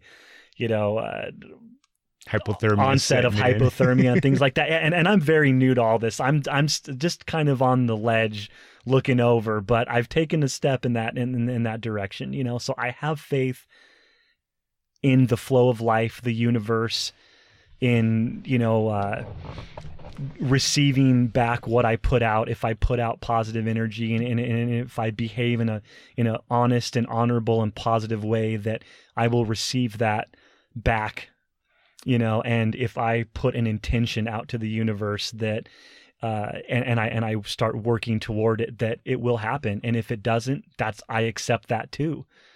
That is a big part of it. It's like, you can't put it out there to the universe, but then be pissed off when it doesn't work out. Yeah. Part of that acceptance is being okay no matter what happens, man. Choosing happiness and choosing that mindset regardless of the outcome. That's the really hard part, but that's where I'm at. That's where my faith lies. Is can definitely understand what you're saying and connect with it. Okay, and all right. I'm sure people will as well. All right, yeah, dude, ask me the right question so I can go where where you think people will best understand my mumbo jumbo. No, it's all good stuff. But do you still have a belief and a faith in God?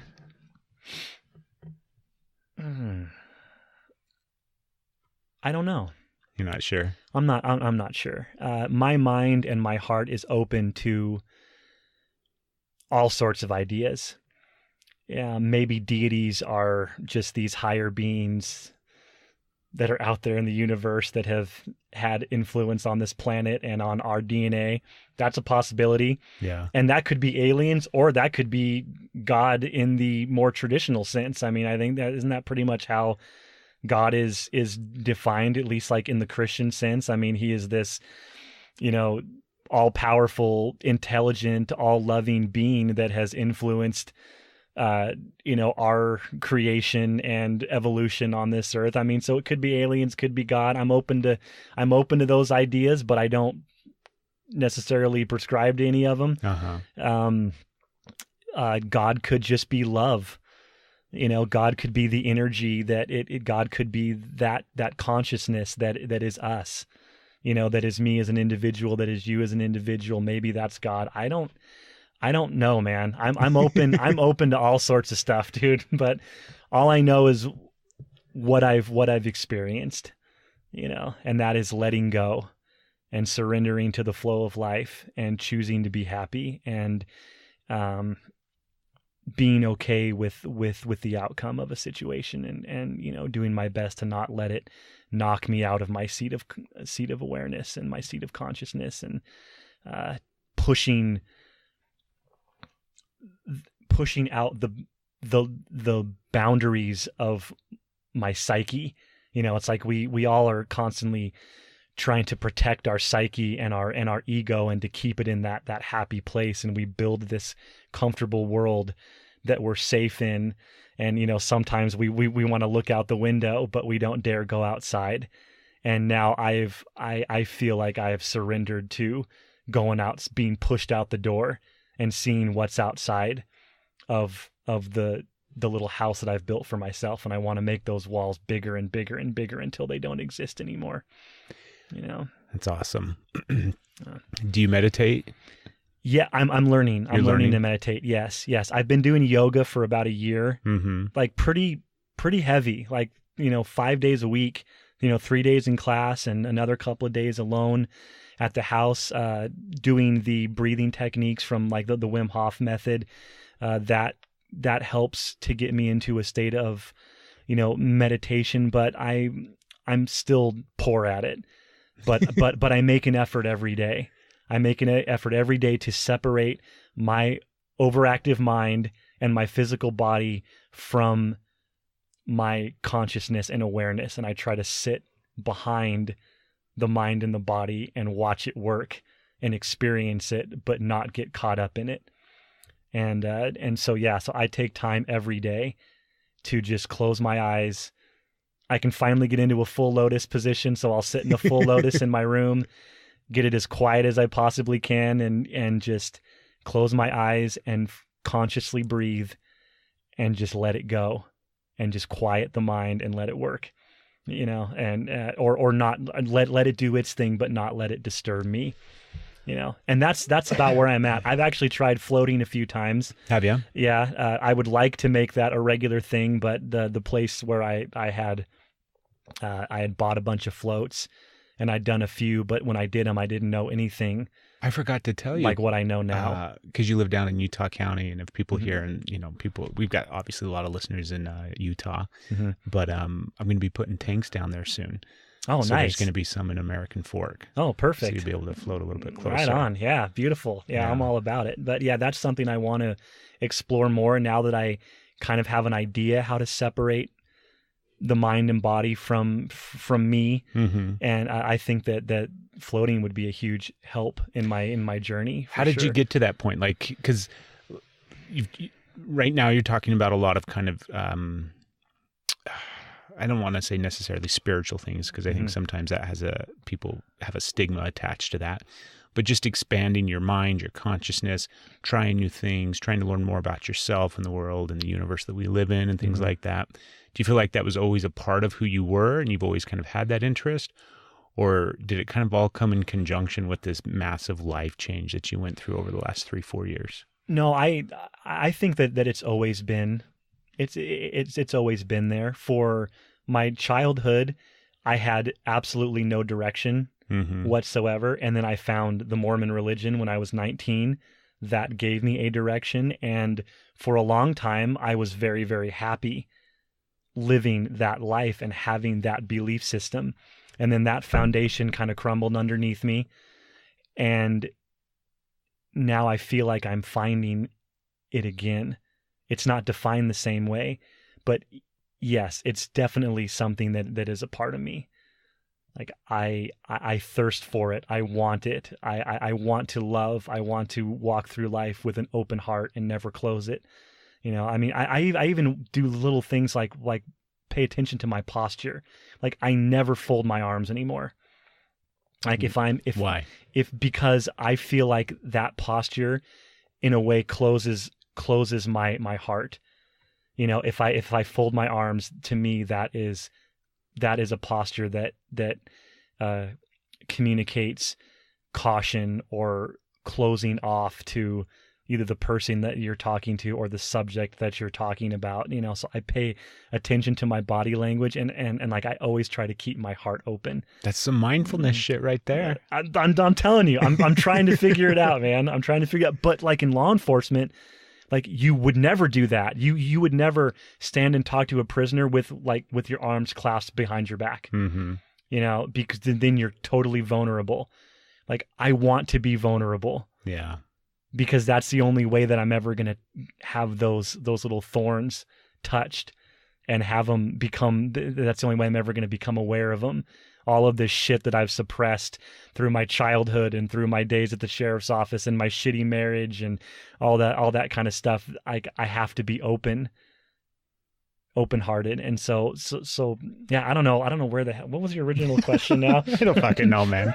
No, yeah, but that's one of the things that I'm practicing. Yeah, it's like I watch my posture very, very closely, and I don't ever fold my arms, or I don't ever turn, you know, I don't ever like cant myself to one side or the other. Like I face people head on, and I make eye contact, and I usually will, you know, have my arms either at my side or behind my back now, because to me that communicates an openness. Have you noticed how some people react to that, not necessarily in a negative way or in a poor way, but how some people have a hard time, do you know what I mean, interacting with you like that? No, I don't think anybody even notices what the hell I'm doing, honestly. Like, yeah, I mean, like I have a pretty good sense of humor, and I love to laugh, and I love to make jokes, and I think people for the most part are pretty comfortable around me. You know, I think that's why, you know, people feel so good coming to my barbershop and sitting in my chair for a, you know, half hour to an hour, is because they feel good around me. So I don't think that, I don't know if there's any uneasiness to that, or I've never noticed anybody feel uncomfortable with that. Maybe I should start looking for that. I don't know. Because I think that when you move through, when you move through life that way, in such an, you know, consciously trying to remain open and to approach people that way and to connect with people that way, because you see the benefits of it, and you're kind of like excited for that connection and that openness. I think there's a lot, because obviously society works a certain way, and there's a lot of people that don't move through life that way. And so maybe, I don't know, because I try to do the same thing sometimes. I don't bring as much awareness or mindfulness to it, but I try to be open. I try to be aware. I try to, do you know what I mean? And I've found people at times that don't respond to it, that kind of look at it, and, you know, we could get like really deep and think about it on like an energetic basis, where they're just responding to that vibration that I'm putting out, and they can't maybe not be able to put words to it, but they're kind of, you know, standoffish or something like that, just simply at the reaction and the vibration of it. I don't know. Maybe you're more intense than I am. I don't know, man. Yeah, I haven't noticed that, but I'm gonna start looking for that to make sure that I'm not making people feel that way. No, don't worry about it. Stay open. You know? Yeah. Just fucking do it. Right, if they don't respond to it, then that's them. Well, yeah, and that's fine too. Yeah, absolutely. You know, I've accepted that. That's you know, that's been kind of a recent struggle for me, is touching, is, you know, dealing with those thorns of rejection or loneliness are two things that I've been dealing with lately, you know, just throughout my relationships and things like that, dealing with, I've had some little triggers, you know, that have brought that pain up, the pain of rejection, or the pain of loneliness. And instead of, you know, running away from it, I'm just going to soldier through it, you know, and I feel like I'm coming out of it. I know the first time we talked 2 weeks ago, you know, like you could tell there was some some anxiety in me still, and hopefully you notice a little bit of a difference now. For sure. But I'm working through it, and the goal is that the next time that I'm faced with rejection, I just let it pass through me instead of getting hung up on it and letting it, slow me down, or letting it, clog my, maybe clog isn't there. I don't know. Like the thing that gets getting stuck on it and dwelling on it, just letting it come up and letting it pass, and then just continuing on with, my choice to be happy and to be open, instead of, trying to avoid the situation. I just rather face it. So, and I've had to do that lately, or I've chosen to just go through it instead of running away from it or avoiding it. Well, I'll give you my my super deep hippie spiritual belief based off of some things. Okay. So I think that because I think we're always evolving. I think we are never stagnant or stuck, even though it seems like it at times. I think just by the sheer nature of the universe and the way that it functions and works, everything in it is always changing and evolving, and we're no different. So we're always evolving and moving forward. And anytime that especially when you start to feel like you're life's improving so much and things are getting better, and you have this positive outlook, and you're consciously trying to move through life, and mindfulness and all these type of things, as they start to take place, and your vibration starts to raise, and everything starts to kind of get you start to see the world through rose-colored glasses. Not that that's a bad thing, but your outlook just changes. And then undoubtedly things are going to come up that are challenging, that kind of challenge that state of mind and that frame of that new frame of reference that you're coming from. And I think when that happens, because it's stuff that we always face and always deal with, right? Like loneliness and shame and like self-worth and all of these things that insecurity. We continually throughout our entire life will always have to deal with. And I think people get frustrated and pissed off about that.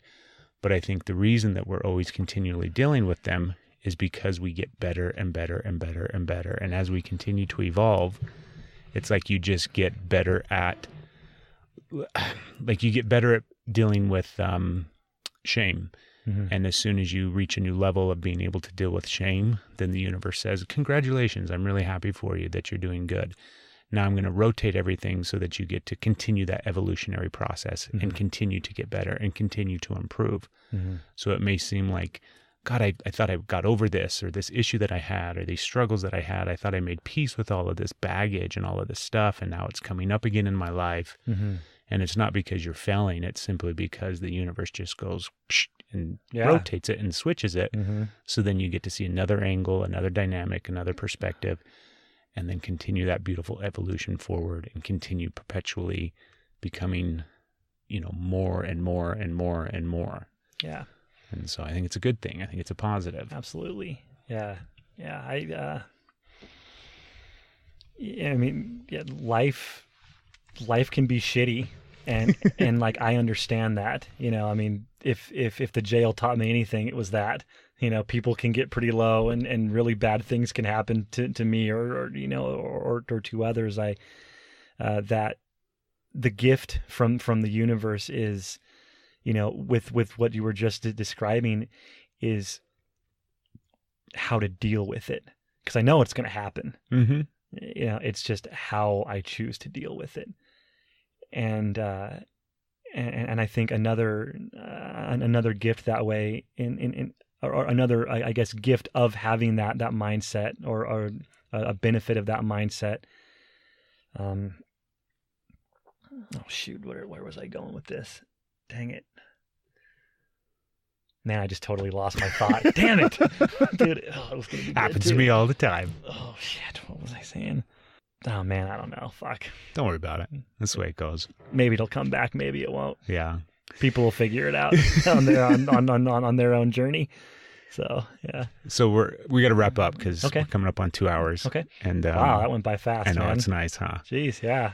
But one of the things too, I want to get your take on, because lately I fucking have been talking about the men's group, and I not promo it, but I talk about it before every episode, simply because I want as many people as possible to get some idea sparked in their head and to hear about this concept and idea and hopefully, find something wherever the hell they are, whether it's through Everyman or whatever the case may be, because I think it's so massively important and so beneficial. So you're coming to the men's group in Salt Lake City. Just real quick, give everybody an idea of, just in the short time, because we just barely started it up, but what have you, like, what about it do you like? What about it do you feel like has been a benefit for you? Like, do you know what I mean? Kind of give everybody your take on it.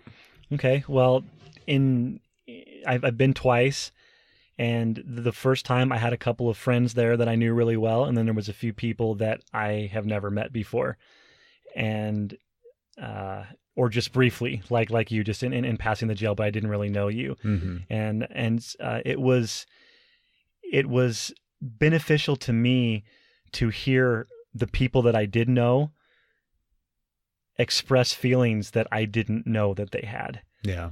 And to see them in a vulnerable state that I'd never seen them in before.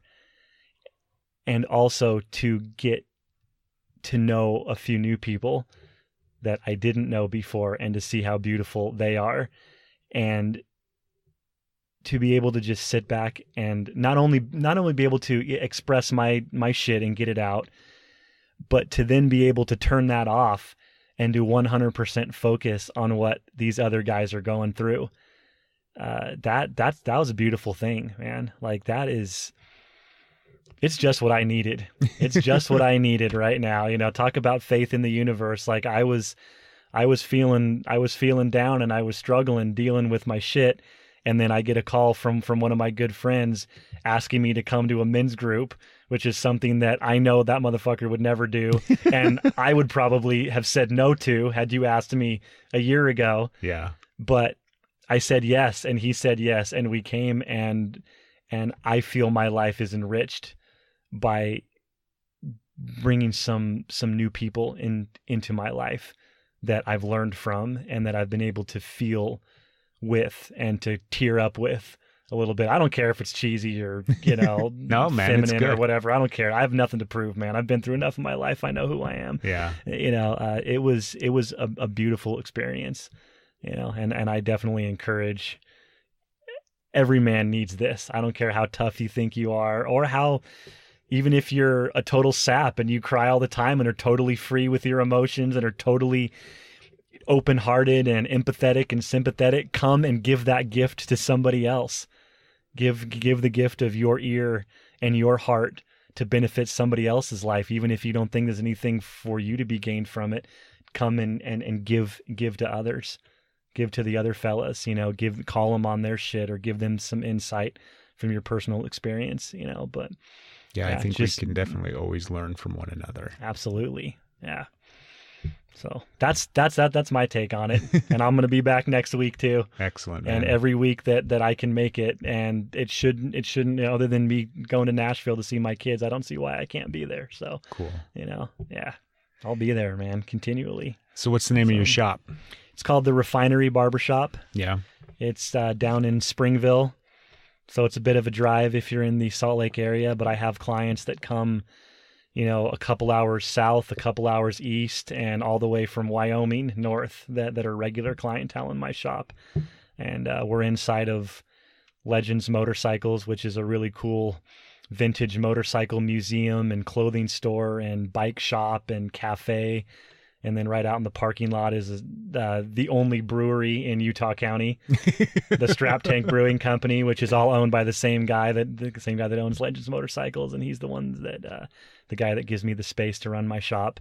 It's a really cool place. It's a good experience, and so what's the easiest way? Like, if people want to find it, you guys on Facebook, you have a website? Yeah. We have a Facebook page. We also have a website, and you can Google search us, and we've got reviews on Yelp and all that kind of stuff. And and it's a great shop. It's a lot of fun, good experience.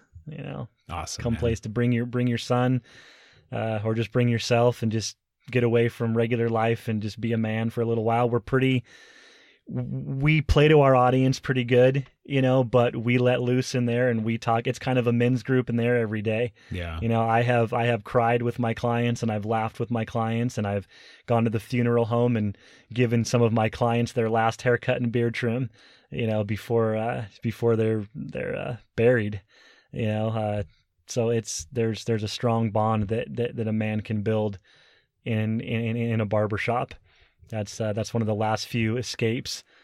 It for goes men. back. Like it's an old Yes, old it is. thing. Yes, it is. Yeah. And I think there's definitely like gravity to that, right? There's absolutely, definitely a space there that like a reverence to it, Mm-hmm. right? Yes. And I do my very best to preserve the sanctity of the barbershop as a place for men. I get some heat every once in a while from ladies that want to come in and like get a cut, and I tell them, I'm sorry, I've never been trained in women's hair. Mm-hmm. I don't do women's hair. I am a specialist in men's hair, beard trimming, and straight razor shaving, so I do not take any female clients. The only exception I make to that is if a woman or a young lady is going through chemotherapy and they're losing their hair, or they're going through alopecia where their hair's falling out for some other reason.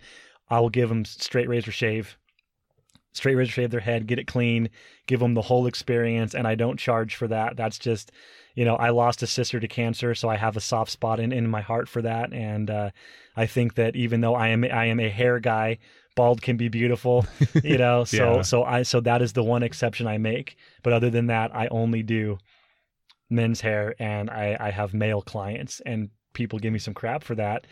And so I just ask him, I say, well, how many patients does your gynecologist have? He's technically a doctor. Technically he can, prescribe medications, or he could treat you for something because he is a doctor, but he is a specialist, and all of his clientele are female, I would imagine. And so that's my stupid, No, I think it's cheesy, maybe a little bit vulgar, analogy is that, dude, like that's my specialty. Yeah. It's taking care of the fellas.